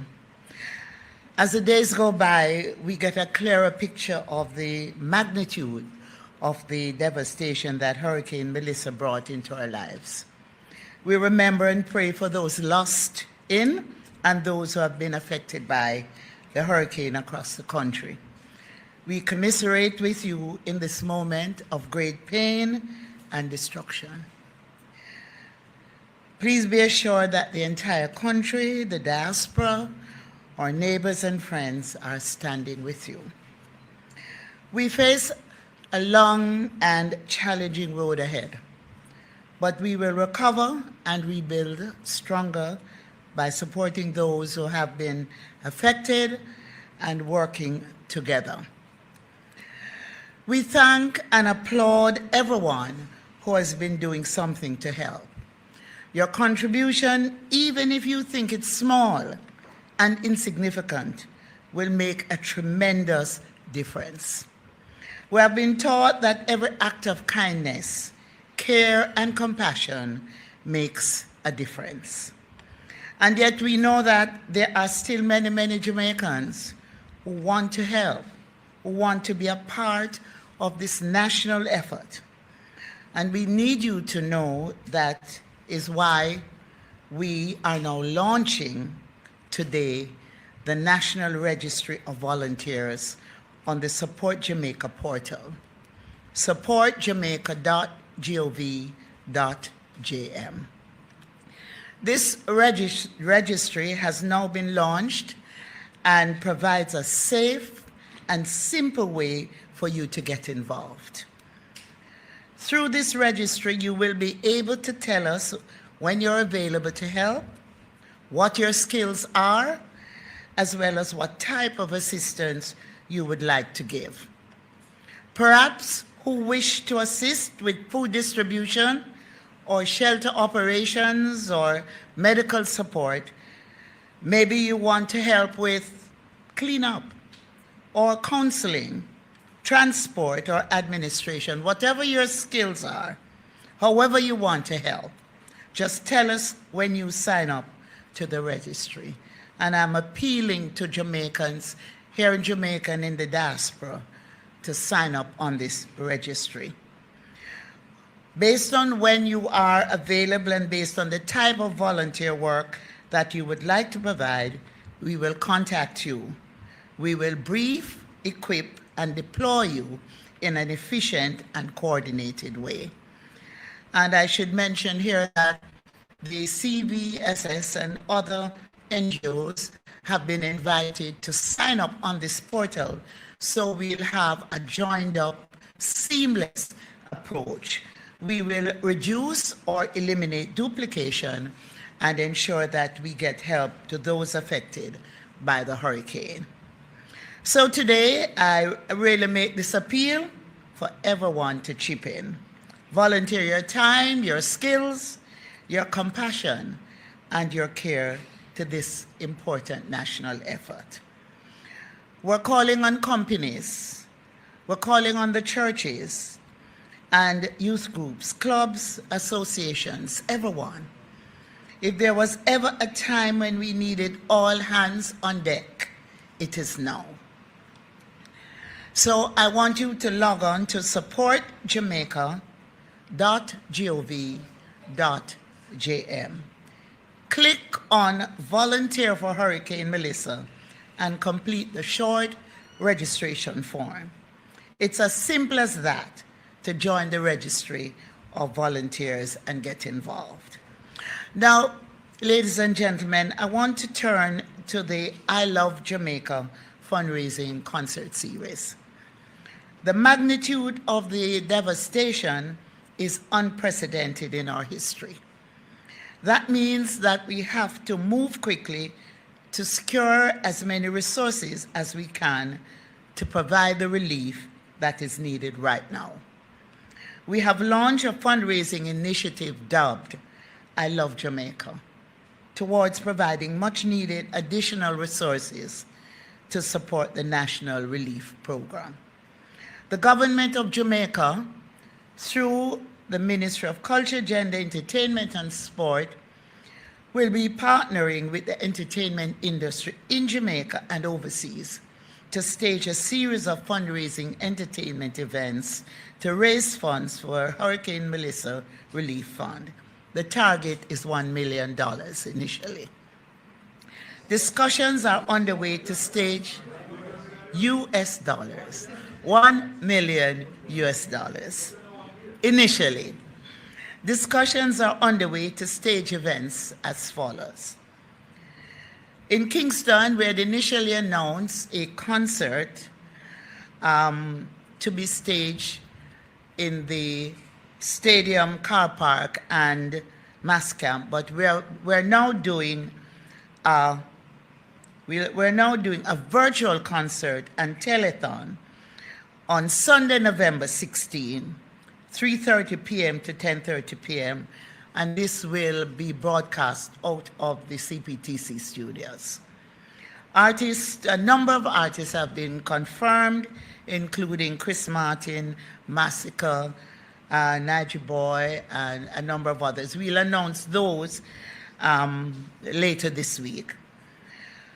A number of Jamaican artists and artists based overseas, non-Jamaicans, have reached out to us, and they are working out details as to their participation in live concerts in the diaspora or doing endorsement drops to motivate and encourage Jamaicans, etc. In London, we are doing 2 concerts. Thursday, November 13, 7 p.m. to midnight, we are doing a concert of Coco at Coco. And the proposed lineup here is Dizzy Rascal, and for those who don't know, Dizzy Rascal is a major act out of the UK. It will also include David Rodigan and a number of other artists. Wembley Arena has been booked for Thursday, December the 18th, and that event will run from 7 p.m. to midnight, and the proposed lineup will be announced shortly. In South Florida, Sunday, December 7, a concert will be staged at Hard Rock Stadium in Miami. And on the same day, there will be a concert at Miramar Regional Park, a lineup to be announced for those. We're also organizing concerts in New York, Los Angeles, Washington, D.C. Other communities have reached out to us, and we are in advanced discussions. I Love Jamaica will feature performances by some of Jamaica's leading artists, as well as appeals by some of our country's most recognizable and influential personalities who will receive donations and pledges during the telethon. The CPL has been in touch with us, and Chris Gale will be the face of their campaign, which will be overseas. So, in this regard, we have invited our former Prime Ministers, P.J. Patterson and Bruce Golding, as well as leaders in various sectors, to assist with the relief and recovery effort. And my responsibility is to coordinate with these eminent figures in Jamaica to ensure that there is communication. I must thank members of the entertainment and sports fraternities for their response so far. I remain grateful that we as a country can always rely on our artists or creatives or sportsmen and sportswomen in times of crisis. And I'm really grateful for the way they have been responding to our invitation to participate in this national effort. I now wish to announce that the Red Cross Jamaica will be partnering with the Jamaica Football Federation and the ministry in coordinating and accepting cash donations at the Reggae Boys versus Curacao FIFA World Cup qualification football match at the National Stadium on November the 18th. And the president of CONCACAF will be here for the match. This is one way that the Reggae Boys are assisting with this effort. We continue discussions with our national teams about how they wish to help. We have also been able to rely on our churches and our faith-based organizations. They have traditionally played a significant role in times of crisis, providing comfort and guidance. We have called on the churches, and they have responded like they always do. So I announce today that Bishop, the Honorable Dr. Hera Blair, has been appointed the National Coordinator of our religious and faith-based organizations team to engage and coordinate relief efforts with all religious and faith-based groups, including the Rastafarians, the Revivalists, the Muslim, the Hindus, the Baha'i, and others. I also wish to use the opportunity to acknowledge the presence of Bishop Blair and Bishop Bengucci, who will be later on blessing us before we end this press conference. I will be meeting with Umbrella Heads on Tuesday morning to plan with them the way forward. There is much to do, and we are pleased with the response so far. We will get over this, ladies and gentlemen. We will recover and rebuild better than before. I also want to mention here that the South Florida Hard Rock Stadium event on Sunday, December 7 in Miami will be led by Shaggy, and further details will be announced. I want to thank you all for being there to give support and exposure to what we are doing, and to say that all is welcome, including the media, to volunteer. You get into spaces where people are saying, we don't see anybody. Once you're going there, we're asking you to also volunteer to be a part of this effort. Thank you so much. Thank you, Minister. Thank you, Minister. Thank you very much. Very much. I told you it was going to be a grand crescendo, and it was. And I thank you so much, Minister, for being here and the work you and the team have been doing to mobilize different communities, the church, the entertainers, the sports stars. Everybody is a part of it. And then having that volunteer program on supportjamaica.gov.jm. If you want to volunteer, and I know many do, please go and register so that you can be selected to support around the country. All right, we're on to questions, and I see one hand up from before we opened. Oh, you're gonna, okay, he's yielding. Yes. You're yielding? Okay, all right, he's yielding to Dion. It is so good. Yes, before we get to Ms. Jackson, just a reminder, once you ask your questions, the camera operators are asking that you remain standing until your questions have been addressed. Okay. Thank you, Dion Jackson, TVJ. Minister, billions of dollars are going to be coming in terms of relief. Why have we not yet heard the announcement of an independent oversight committee to include, for instance, private sector, civil society, and opposition members to monitor the expenditure that is going to be done, along with regular reporting to Parliament? What we don't want is an Auditor General's report 6 months after the fact. Whoopsie. I have a whole heap of questions. I'll just ask a couple and yield to my colleagues. Sure. All right, please May I continue. Give me two more. Yes. Thank you. Okay, second, I've been hearing everything that's been said. However, the national response, the immediate national response, has been slow and inadequate. The government has been acting as if it didn't know the kind of damage that a Cat 5 would have done. Why have we not seen immediate deployments of mass aid to the affected communities, along with things like immediate erection of warehouses to hold such aid, immediate erection of mass shelters and or evacuations? And then finally, for now, why had we not seen an equivalent in-time response to Westmoreland as there was to St. Elizabeth, seeing that that was where the eye of the hurricane made landfall? So it was obvious that there would also have been catastrophic damage there. All right, thank you. Those are three questions. And Dion, it's good to have you here. Not used to having you at my press briefings, but I'm glad to have you. And those are questions you hear floating around, and I'm glad that we get a chance to answer them. You asked about a committee with the funds that are coming in. Yes, we're going to get some insurance payments from CRIF and some of the other policies that we have. I think tomorrow you need to listen out for the Prime Minister's announcements. There will be a body that will be overseeing that reconstruction work. That will happen, and the Prime Minister will name the members of that.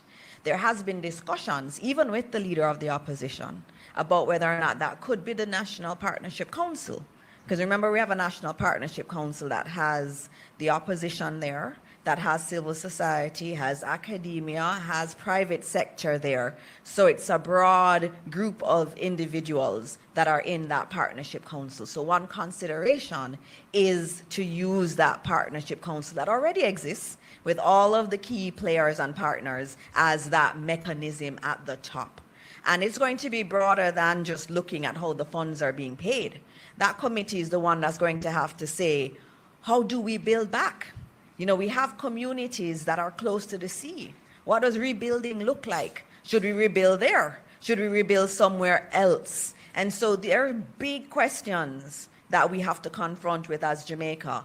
And the commitment the Prime Minister has made is that there will be an overarching body, whether you use an existing mechanism like the Partnership Council, or you use something that's new, a new body, but there will be an oversight body. Now, I left Cabinet early before it finished, not sure where they would have reached on it, but there has been discussions already in Cabinet on that one.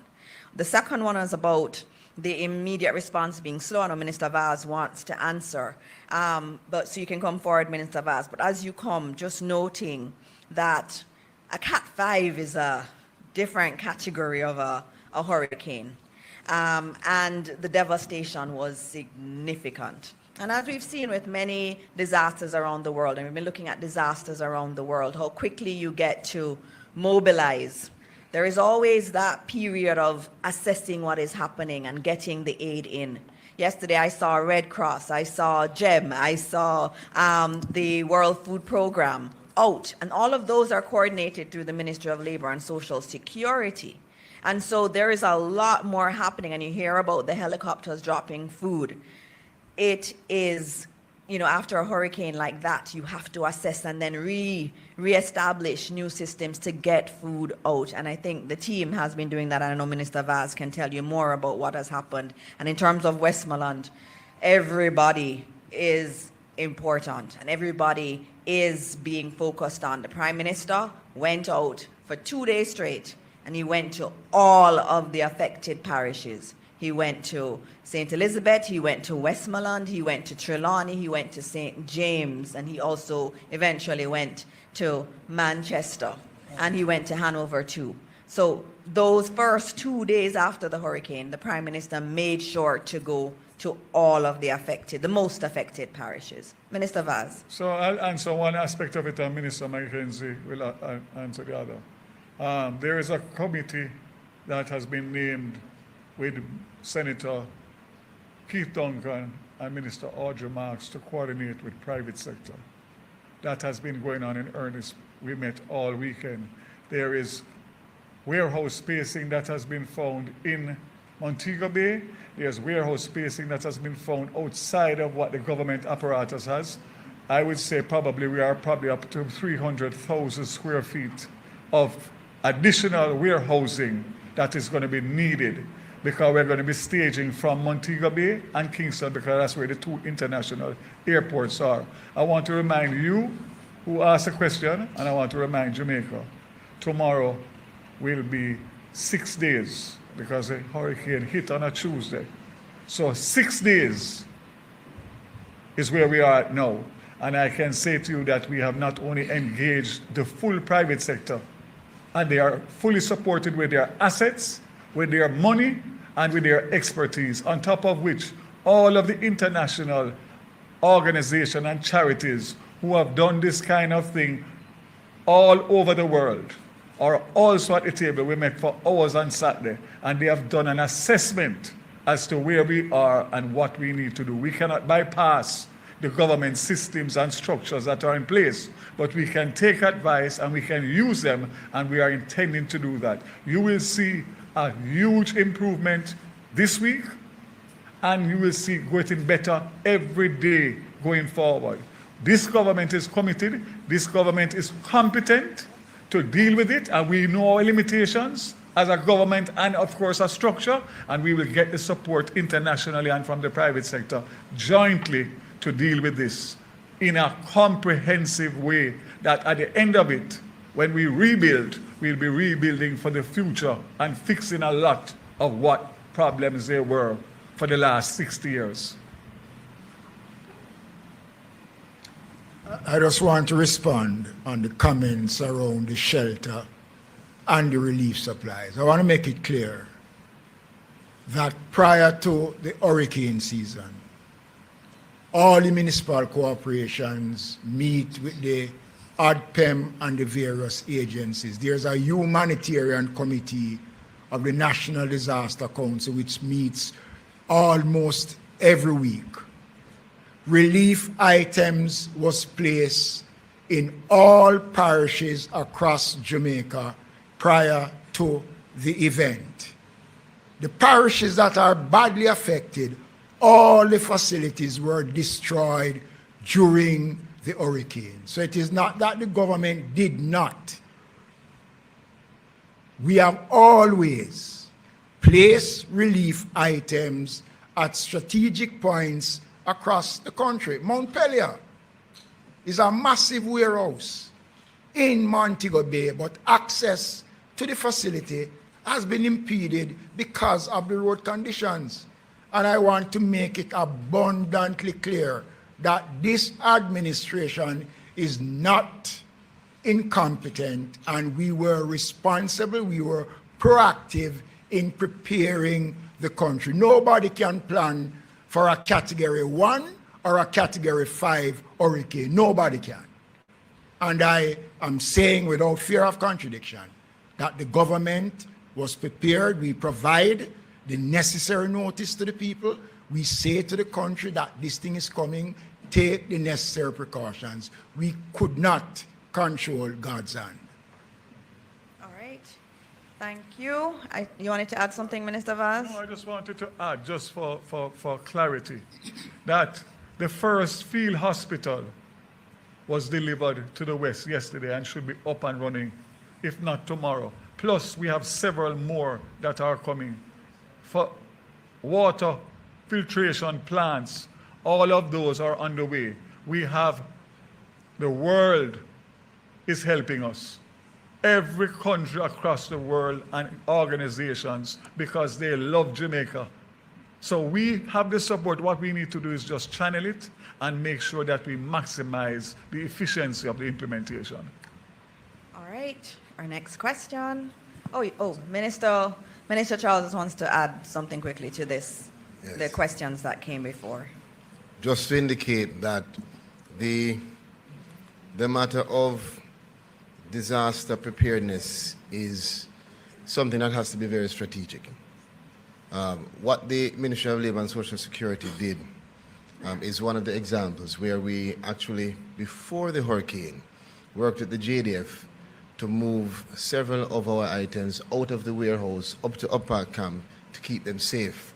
It's one of the reasons why, despite pre-positioning thousands of packages across the country, particularly in St. Elizabeth, Westmoreland, and others, we couldn't do all, because you have to contemplate the fact that as a Cat 5, it will actually affect your warehouse and your shelters, as it did for some of the things pre-positioned in Westmoreland, where it was so bad that we lost some of the items.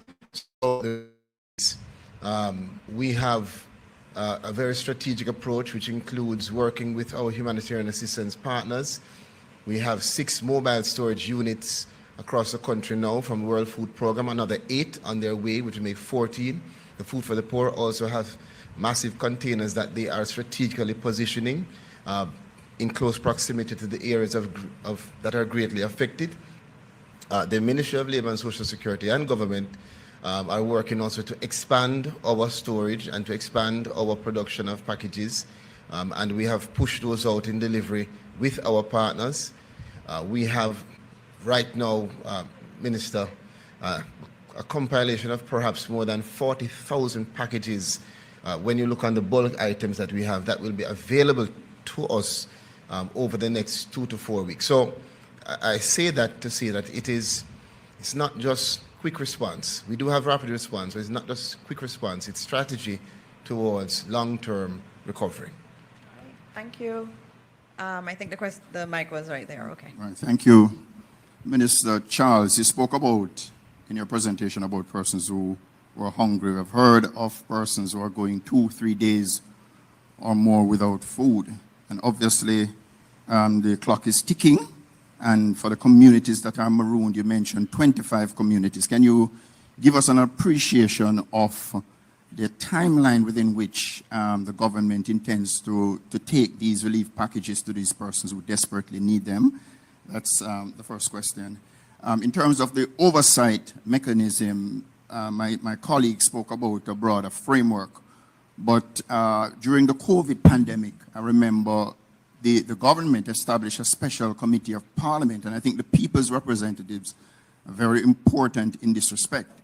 A special committee of parliament was established to provide oversight for the COVID process. So I'm wondering if, without reinventing the wheel, if the government is already considering establishing such a committee where all the stakeholders and all the persons who are involved in the relief effort could be invited to Parliament to speak to the people's representatives and to deal with questions of accountability and the spending of money and so on. And the final question would go to the Minister with responsibility for works. You have spoken extensively about the main corridors and efforts to clear those. But for the areas that are marooned, an idea as to when you'll be able to make inroads in some of those communities. Thank you very much. All right, thank you for those questions. Minister Charles, I think you're the first one, food for those that are marooned. Thank you for that question. I just want to indicate that as Minister McKenzie alluded to, one of the issues that caused and still will impact the delivery of packages is access. And so it's actually why you might have seen, I wouldn't say focus, but perhaps presence in some areas more than others, access and connectivity. That's contrary to what some may believe. Our social workers, the JDF soldiers and partners were out in every parish immediately after, even in parishes where there was no connectivity and therefore you weren't hearing as much or seeing as much. But obviously, where there is a difficulty in access that impedes the ability to move. We are using airlift. We have the ability through our 429 helicopters to do at least 12 drops and perhaps 2 drops each with the Chinooks and the Black Hawks that we have from the American partners. That's 22 drops in total in terms of airlift. On the ground, the JDF is consistent and have been working to do at least hundreds of drops in terms of packages, depending on the terrain and depending on the unique circumstances for each community that we confront. And it is different in every community. Believe me, there's a myriad of situations that we have to confront. What's important is to note that we continue at this stage now to expand beyond just the immediate rapid response to the design of a very carefully calculated distribution channel, which will see us working with partners to make sure that we have consistent support, consistent delivery, consistent channels to get the food, the water, the cleaning supplies, and whatever else is needed to those persons who need it the most. All right, thank you very much for that response, and hopefully you got an answer there. The other one was about the main corridors and the Committee of Parliament. Minister Morgan, you want to come for the main corridors, just in terms of the Committee of Parliament? As I said, I missed Cabinet, but there are many options being looked at, and we obviously COVID was a great example of how we can do things going forward, and so we've actually been looking back at the COVID experience to see what worked and what maybe needed to be tweaked, and so Cabinet is discussing what's the best approach for that.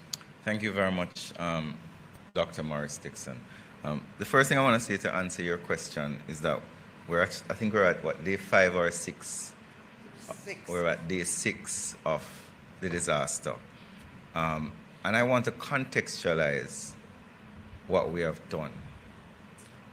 We've been able to move significant heavy equipment from all across the island and concentrate them between St. Elizabeth and Trelawney. That if you draw a line from Ocherios all the way down to the border of Manchester and St. Elizabeth, we've been able to move front-end loaders, excavators. Not only have we been able to move them, but we have been able to get a lot of the persons who own them to give us them without even a discussion about how much you're going to be paid for it. The second thing we've been able to do is we've been able to create a corridor between Manchester and St. James. So in the first day or two of the hurricane, there was almost no access because of the significant down power lines, down trees, landslides, and so on. So within 2 days, 3 days, we were able to a great extent. By day 2, we had single lane access to the entrance of Westmoreland. By day 3 and 4, we had single lane access to Sav. By day 5, we had cut through, and now we have joined the 2 routes, Mobay to Sav, Black River to Sav, because we were coming from both sides. If you think of roads as main arteries, then the off-roads are tributaries. In order to start working on the off-roads, you have to clear the main artery. So as we cleared the main arteries, we started going up into the hills with smaller equipment, because in many cases, a lot of these roads are 8-foot roads. So I can't put a front-end loader. The other issue that we have faced in our recovery is the absence of skilled labor in many cases. So if somebody lost his house, he has no shelter, his family is at risk. Many of those persons are going to be very unwilling to leave their family, to go on the road with a power saw, to spend 8-9 hours cutting. So one of the challenges we've had is finding people in the various locations, because most of the work is chainsaw work. So while we may have a big heavy-duty equipment, we need a lot of men with cutlasses and we need a lot of men with chainsaws. And we've had to be importing men. So for example, because of the crisis in Trelawney in terms of access, the forestry department has found 8 sawmen that will be going into Trelawney tomorrow in 4 vehicles going to different parts to try and cut their way through some of the maroon communities. The other issue you have to think about with maroon communities is the issue of safety. So I'll give you an example. We were removing major debris that was blocking gas trucks from going to Sav yesterday. And we came upon a hillside. I don't remember the exact name of the area, but it is before you reach Ferris. And it's between White House and Ferris. And we saw a big stump which was in the road, huge. And we had the excavator start moving it. And the hill started to come down. And we had to basically leave it. So we were trying to create 2 lanes because we only had about 8 feet or 6 feet across. A tanker trailer could not pass that. And we wanted to create a bigger avenue because it was becoming a bottleneck and creating a traffic jam. And we had to leave it because the engineers now have to come and tell us how unstable this hillside is. Because if that hillside goes, there are houses on top of it where people are living in. So the issue is not just go and clear a road, or there are landslides that we have to contend with, there are cutoffs that we have to contend with, there's labor that we have to find to go into these areas. The size of equipment is also important. But it's the work that we have to do, and our commitment to the people is that we are going to get it done. We've done a lot of work over the last 6 days in terms of getting access and allowing the recovery teams to go in. But there's still more to be done, and I'll be the first to admit to you that we have not been perfect, but we have been trying our very best with the resources we have. And as more resources come to availability, as more persons in the private sector give us the availability of their equipment, we're going to put those into the system so we can clear more roads. Thank you, Dana. Thank you. Oh. Good afternoon. Sashana Small from the Gleaner. Minister, there are reports that no official was present to receive the Venezuelan delegation that brought aid to Jamaica in the aftermath of Hurricane Melissa. Are these claims true? And if so, why was this particular delegation exempted from this standard process? All right, thank you for that question. And, we thank the people of Venezuela for the supplies that were sent to Jamaica. It was a significant amount of supplies that we received, and we thank them very deeply. And, it does show us that everywhere, every single part of this world, there are people who are thinking of Jamaica and willing to send us supplies. And so we're very thankful to them for that. In terms of the protocols around receiving foreign delegations, I'll have to ask the Minister of Foreign Affairs. As you would have noted, she has been to almost all of them. Sometimes Minister Vaz has been to some. I've filled in as we are notified. Remember that usually with flights coming in, there is a note through the diplomatic community that we do get, and then that does trigger a set of actions. There may have been some communication lapses there, and I will ask the Minister of Foreign Affairs to talk through what had happened there. But the reality is that we have been very, very thankful for those supplies, and there seems to have been a breakdown in a part of the process. But of course, we are very grateful for all our partners and grateful to Venezuela for what they had sent to us. Yes. Good afternoon, Minister Morris Dixon. Giovanni Dennis here from CVM TV. 3 quick questions. One regarding security. We've heard reports of persons going into some of these affected areas to offer help being robbed. Heard about an instance in Holland Bamboo at the weekend, where over 300,000 worth of supplies were robbed from persons offering help. What, if anything, is being done to strengthen law enforcement in these areas so that that doesn't happen again or become widespread? 2, traffic management. I've heard a voice note from you asking persons not to come in. I've seen several persons on social media urging persons not to come down because of how crowded it gets, and a lot of the areas are single lane. But what, from a traffic management JCF perspective, now is being done to better manage the traffic coming in to some of these affected areas? Because clearly moral suasion won't necessarily do that, because people want to see their families. Or, as you say, unfortunately, sightsee, because I mentioned I saw persons taking pictures. So what is being done about that? And finally, and perhaps most importantly, the marooned communities that we're hearing of now, and we heard about Brighton yesterday, where at least 6 bodies were taken, including a mother and a child. Each of them have a member of parliament and also a councillor. Are each councillors or members of parliament doing enough and updating through the official channels the authority to say, okay, we haven't heard from this community that's marooned, could you do something or check this out? Because it seems to me that people may not be doing what they ought to do, representatives may not be doing what they ought to do, if after 5 days, as we heard yesterday with Brighton in St. Elizabeth, was marooned for 6 days and bodies were there being decayed. What did the representatives do to notify the first responders or the government where that is concerned? All right, thank you. Those are 3 very good questions. The first one was in relation to security, and I saw the situation in Holland Bamboo yesterday. There were police. I saw many members of the police force that were there trying to assist with traffic management, but there was just way too many people on the road.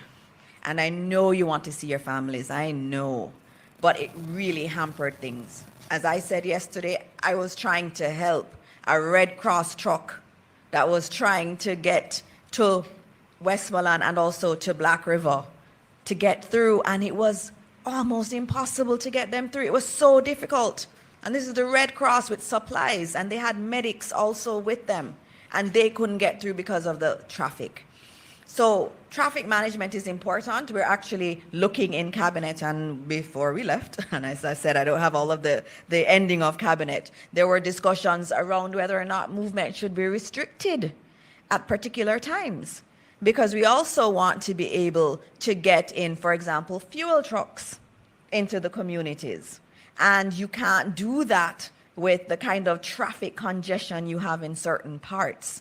And so that's something that's being looked at if we don't get a better handle on the movement of people. We know that there are many Jamaicans who have just packed up their cars and said, I'm going to go down and I'm going to give people things. And that is beautiful. It says that, it shows the Jamaican spirit. Let's go help them. Sometimes it's not that helpful when so many decide to do it. And that's why it's also good that we heard from Minister Grange about her portal, because people want to help.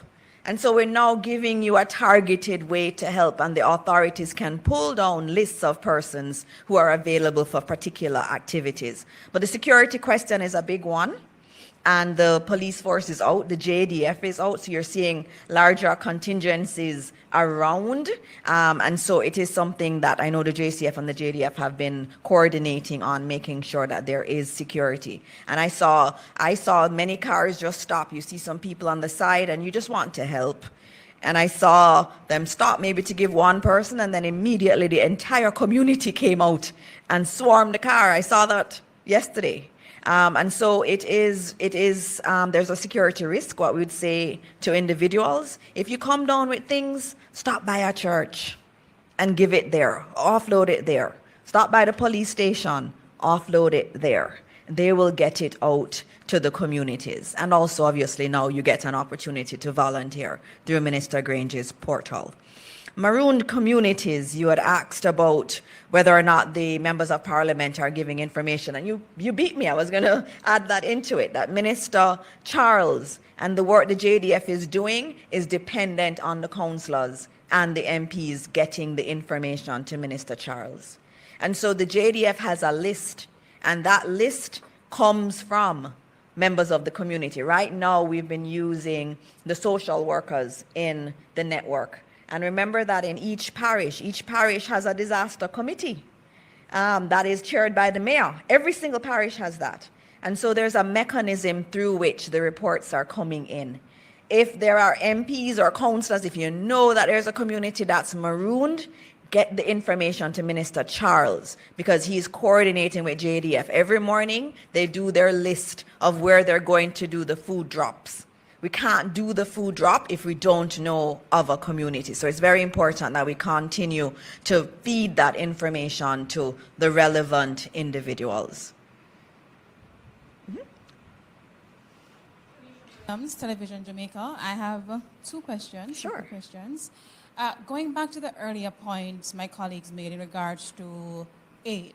And again, having been on the ground myself, I've seen a lot of attention being placed on Black River, and I know that in terms of the access roads, some of the roads are still not clear. Yeah. But I think what we're not getting is the timeline, because some people are in these communities, they have no electricity, no form of communication, and some people have to get the information to them. So in terms of, you mentioned a list, the timeline, is there a timeline for which the worst hit areas will be receiving aid? Because people would love to know. Oh, that's the first one, yes. My second question, I got something earlier. I'm just going to read it verbatim. I was told that in some instances, they have to reduce the amount of packages that they can bring on with the JDF, because some of the ministers want to go down themselves to take photos for Instagram or other forms of social media. Can you confirm whether this is true or it's just propaganda? I just received that as the press conference was going on. Thank you. Okay, I'm going to start with that one, and that does not sound accurate at all, because I know that the JDF planes have been taking things and dropping them, and I know I haven't been on a helicopter. Most of us are driving. I know there were some surveillance activities that took place that the Prime Minister would have done, and that was publicly said, and I would have said where he was going each of those days. I know on the weekend he did take some things on the plane with him, on a helicopter with him, but the JDF drops are a different thing. The JDF drops, it is all JDF. And JDF goes in the morning, they liaise with Ministry of Labour and Social Security, they decide which areas they go. If they go today, they may not go tomorrow. They may go 2 days after. And so we are getting aid out to the marooned communities, and the ministers are not using the aid drop planes. That's not the case. In terms of timelines, I know that's a key question. I saw a lot of people operating, and there are a lot of entities operating to get food. The real concern, I think, in any area that's accessible, we're getting the aid in now. But It's the marooned ones, which is why we need to make sure we have every marooned community on Minister Charles's list. So JDF is doing deliveries to them. Minister. Thank you, Minister. At a time like this, we have to remain focused as a country. There are going to be many persons who will use the opportunity to divert our attention to things that are not truly relevant. But I can tell you, as one of the ministers working directly with JDF, I can tell you that every effort, every single sweat and effort is being made to get the resources to the persons who are marooned and to get every single food, water, tarpaulin, and resource to those who need it the most. There is no country, no developed country right now, no country in the world that could suffer what we have suffered and respond in 1 day or 1 week. I want to applaud the JDF, I want to applaud the JCF, the Fire Brigade, I want to applaud all of the officers and employees and volunteers. In my own ministry in Westmoreland, several of my staff members have lost their home, lost their roof, couldn't come to work. In St. James, you have Miss Lowers, who stayed on the second floor and watched her car wash away. Where was she yesterday? She was at the Bogue Industrial Estate, bending down, packing packages, working with me to get back into Catherine Hall in Water Green to deliver those packages to elderly and to others, while she and her family also need. I want to give you some details. Yesterday, we went into Compton, St. Elizabeth, this is JDF, Spring Garden, Trelawney, and Darlington in a 2-in-1 mission, Shady Grove. Today, we went into Darliston in Westmoreland, West Haven in Hanover, again with airlift missions. We completed the delivery of care packages to 97 disabled children. 1 Medivac was done for 3 elderly patients with hypertension and diabetes. And we also completed more care package drop-offs in other communities, Maroontown, Adelphi, Jacksontown, Limetree. And again, as I said to you, in terms of the time, it's very difficult. I understand the question. It's a question it's a very good question, because the entire country wants to know, how fast can we do this? Let's appreciate that because of the circumstances, because this is a situation that you could never truly forecast. It depends on several variables, and the duration of completing a drop-off or of providing delivering packages will depend heavily on the assets, on the lift capability. I'll give you an example. Yesterday, while we wanted to do additional lifts, weather did not permit, because it is a very, very dangerous operation. So I say that to say that the country can be at ease in knowing that every effort is being made by all of our partners to make sure that we put full resources focused on the people who need it. Which parishes you have the maroon communities? Thank you. I didn't hear you. Which parishes you have the maroon communities? Primarily Westmoreland, St. Elizabeth, St. James. I believe there are also in Trelawney, probably one in Hanover. And most of our airlifts so far have taken place in Westmoreland. Good afternoon, everyone. Good afternoon. Mahiri Stewart, Nationwide News. Mahiri, you realize you have company today. Afternoon. So my question regards the support Jamaica.gov JM link. In terms of that being the official channel for persons to send donations to the government in order to aid relief efforts, is there any update the country can get in terms of how much has been donated to that link?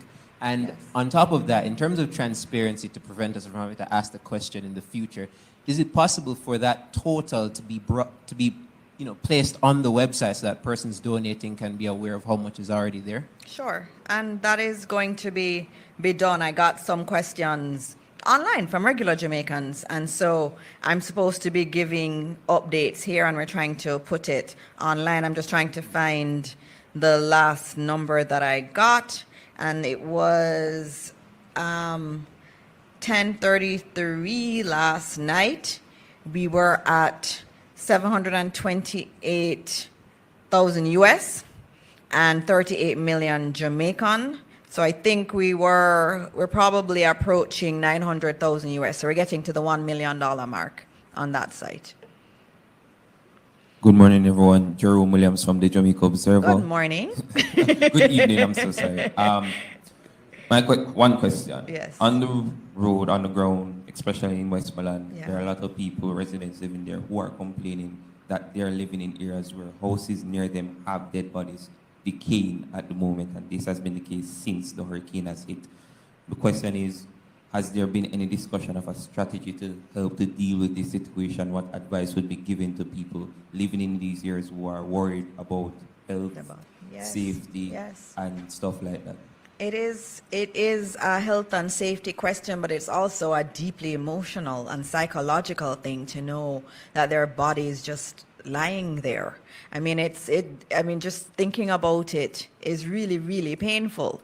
And so the JCF, working with the JDF, because sometimes the bodies are in those same marooned communities. So what the JDF has been doing, sometimes they've had to go in via helicopter to retrieve the bodies. So as soon as we get the indication that there are bodies, the JCF and the JDF will coordinate. Obviously, the JCF will do some quick analysis to find out, was this really as a part of the hurricane, or was this some other nefarious activity that took place? And so they are working, the JDF uses the body bags they have, and they've been going out, and it's been a very painful process. But once we are aware of it, it is passed on to the JCF and the JDF. And if it's a marooned area, if it's not a marooned area, the JCF can easily just go in and retrieve the bodies. But in marooned areas, that's where the issue is. We have to find somewhere to land. First, we need to know about it. And then we need to find somewhere to land the helicopter so that we can retrieve the bodies. And a lot of the ones you would have heard that we have announced, those painful numbers, were actually retrieved by the JDF using helicopters. All right, are there any other questions? Yeah. My questions weren't answered. I'm going to repeat them and add two new ones. There has been an obvious and concerning difference in the immediacy of response to Westmoreland as compared to St. Elizabeth. I'm asking why, and with the absolute respect, saying that everybody is the same isn't a response to that concern. Secondly, the response that warehouses were pre-positioned before the hurricane doesn't answer my question as to the slowness of the response once the hurricane had passed in getting in aid, in putting in warehouses or whatever it takes, as well as in providing shelter and or evacuation. So those questions have been answered. And then two new ones. One, I'm not hearing an acknowledgement of the fact that there is a crisis in terms of fuel in Western Jamaica, and whether there is some kind of special initiative to deal with that situation. Like all of my colleagues, I've been in the field. I was in Sav yesterday, in Westmoreland yesterday, saw Senator. The gas stations are mobbed with individuals with containers as well as with long lines of cars. You can't get no gas until you basically reach back to Kingston. I'm not hearing a specific initiative to address that problem. And finally, I am not hearing any indication of what sounds like a bipartisan effort to deal with this issue. The government, just from looking on, seems to have almost entirely shut out the opposition, notwithstanding your comment about an informal conversation over the phone with the spokesman and education minister. We are not hearing or seeing what appears to be a bipartisan effort to deal with this crisis. All right, thank you for the questions. I'm going to start with that last one on the bipartisan effort. This has to be an all of Jamaica effort, and I think the Prime Minister has not acknowledged that. On the Saturday before the hurricane came, the Prime Minister invited the Leader of the Opposition to Jamaica House to be briefed. He was briefed by Ministry of Labor, was briefed by Evan Thompson. They got several individuals from government briefing on the preparations for the hurricane. A lot of questions were asked. Some suggestions were made in the meeting, and the government took those on board. And I think that's an important signal of intent to have the opposition be a part of the activities. I know that the leader of the opposition is in contact with the Prime Minister on a daily basis. I know that that is happening. And so this notion that we're not going to be bipartisan is not correct. We're the government. We have to do what we need to do, and we have to govern. But we also need to say this is a Jamaica effort. You have the church here. We have the opposition that we have said is going to be a part of the oversight body. We have had to be working through a lot of the MPs in order to get aid out. They're very important partners in this. Minister Charles is constantly on the phone with them. Darrell Vaz is constantly on the phone with them. So there is a channel that is open to the opposition, and the opposition is feeding into it.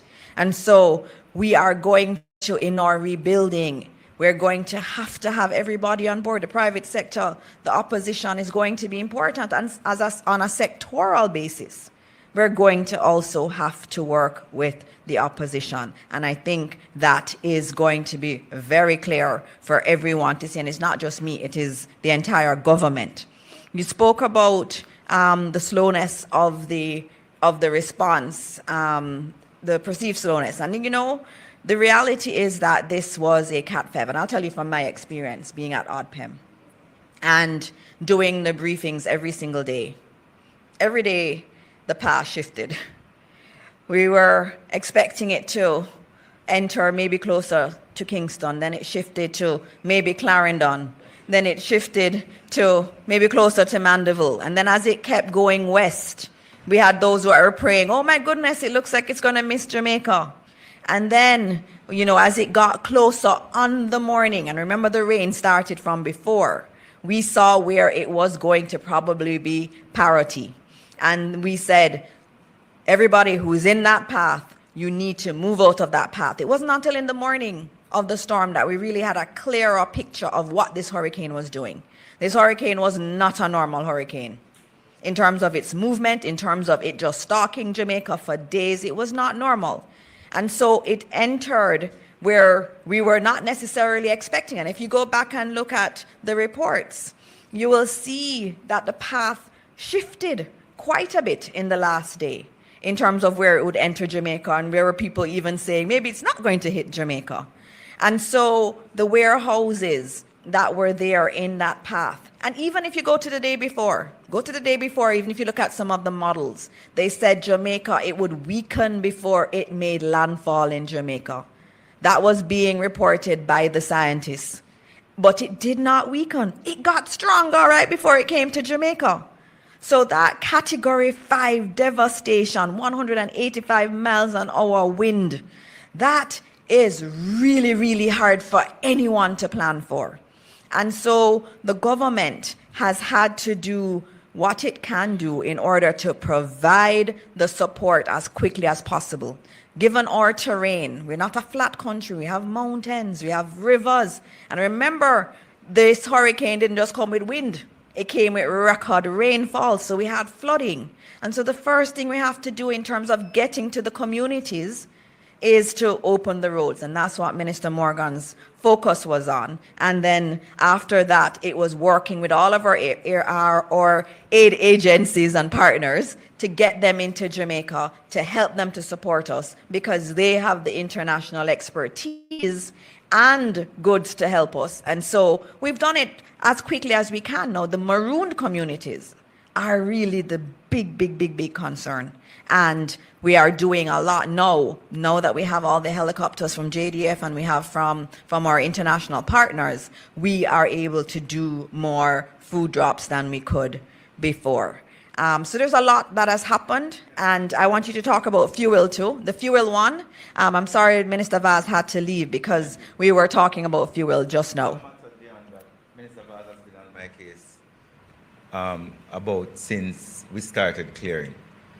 The first priority of access is to create access so that we can reach vulnerable persons, meaning emergency services, whether it be ambulances, whether it be first responders, and so on. So our first priority was not to get heavy-duty tankers into Black River or getting it into Savannah Lamar. So the first priority was single-lane access so that vehicles, SUVs, so on, and people walk foot can go through. That was a very difficult task, especially going through Bamboo Avenue. I don't know if you remember, we had the JDF in there, we had the NWA in there, we had people with cutlasses, we had people intertwined. Bamboo is not something that I can just put a backhoe in and push away, because it's very difficult. So we got through Bamboo Avenue, then we went to places like Middle Quarters, where all the light poles were underground, all the trees were underground.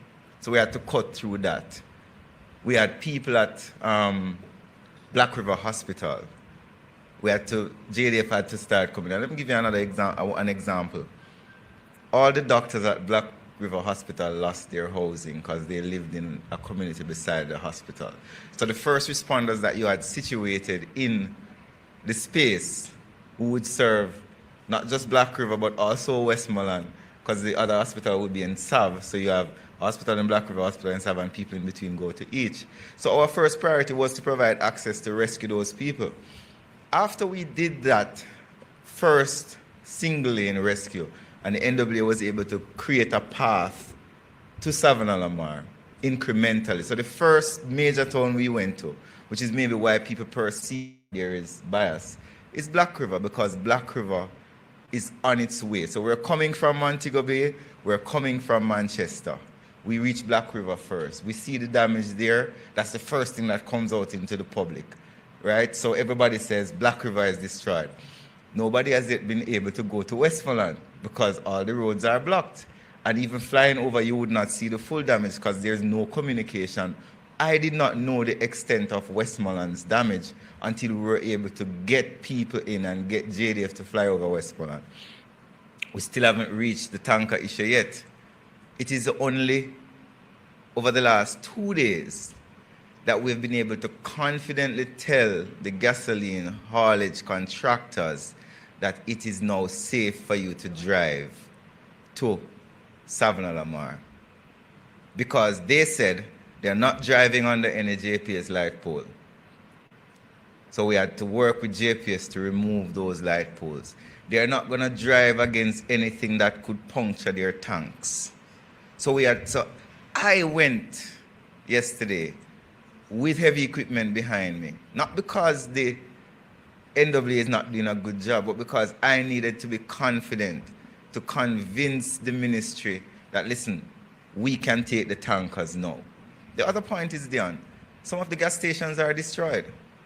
The gas station on the coast in Black River does not exist anymore. The only gas station that exists in Black River is the one, that is not in the town. It's on the outskirts of the town. Right? The other gas station is not in a good condition. The gas station in Westmoreland is also destroyed. So the issue you're having is not just the availability of bringing in gas into the community, but also where are you going to safely store that gas? And that's a medium-term problem, because you can't just send a tanker in there and park it on the side of the road and say, come and buy some gas. When we were driving through yesterday, we had full tanks of gas.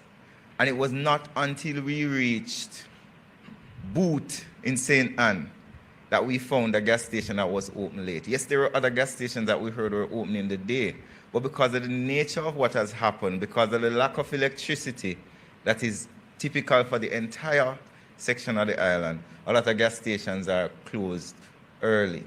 So those are things that we're going to have to work with. But what I can confidently say now is that for the gas stations that are able to take fuel, the retailers, the haulage contractors are now willing to traverse that area. They weren't confident to travel through Black River, go to Sav before yesterday, because there were still impediments on the road. I hope that explains the issue, why gas was so short or has been short.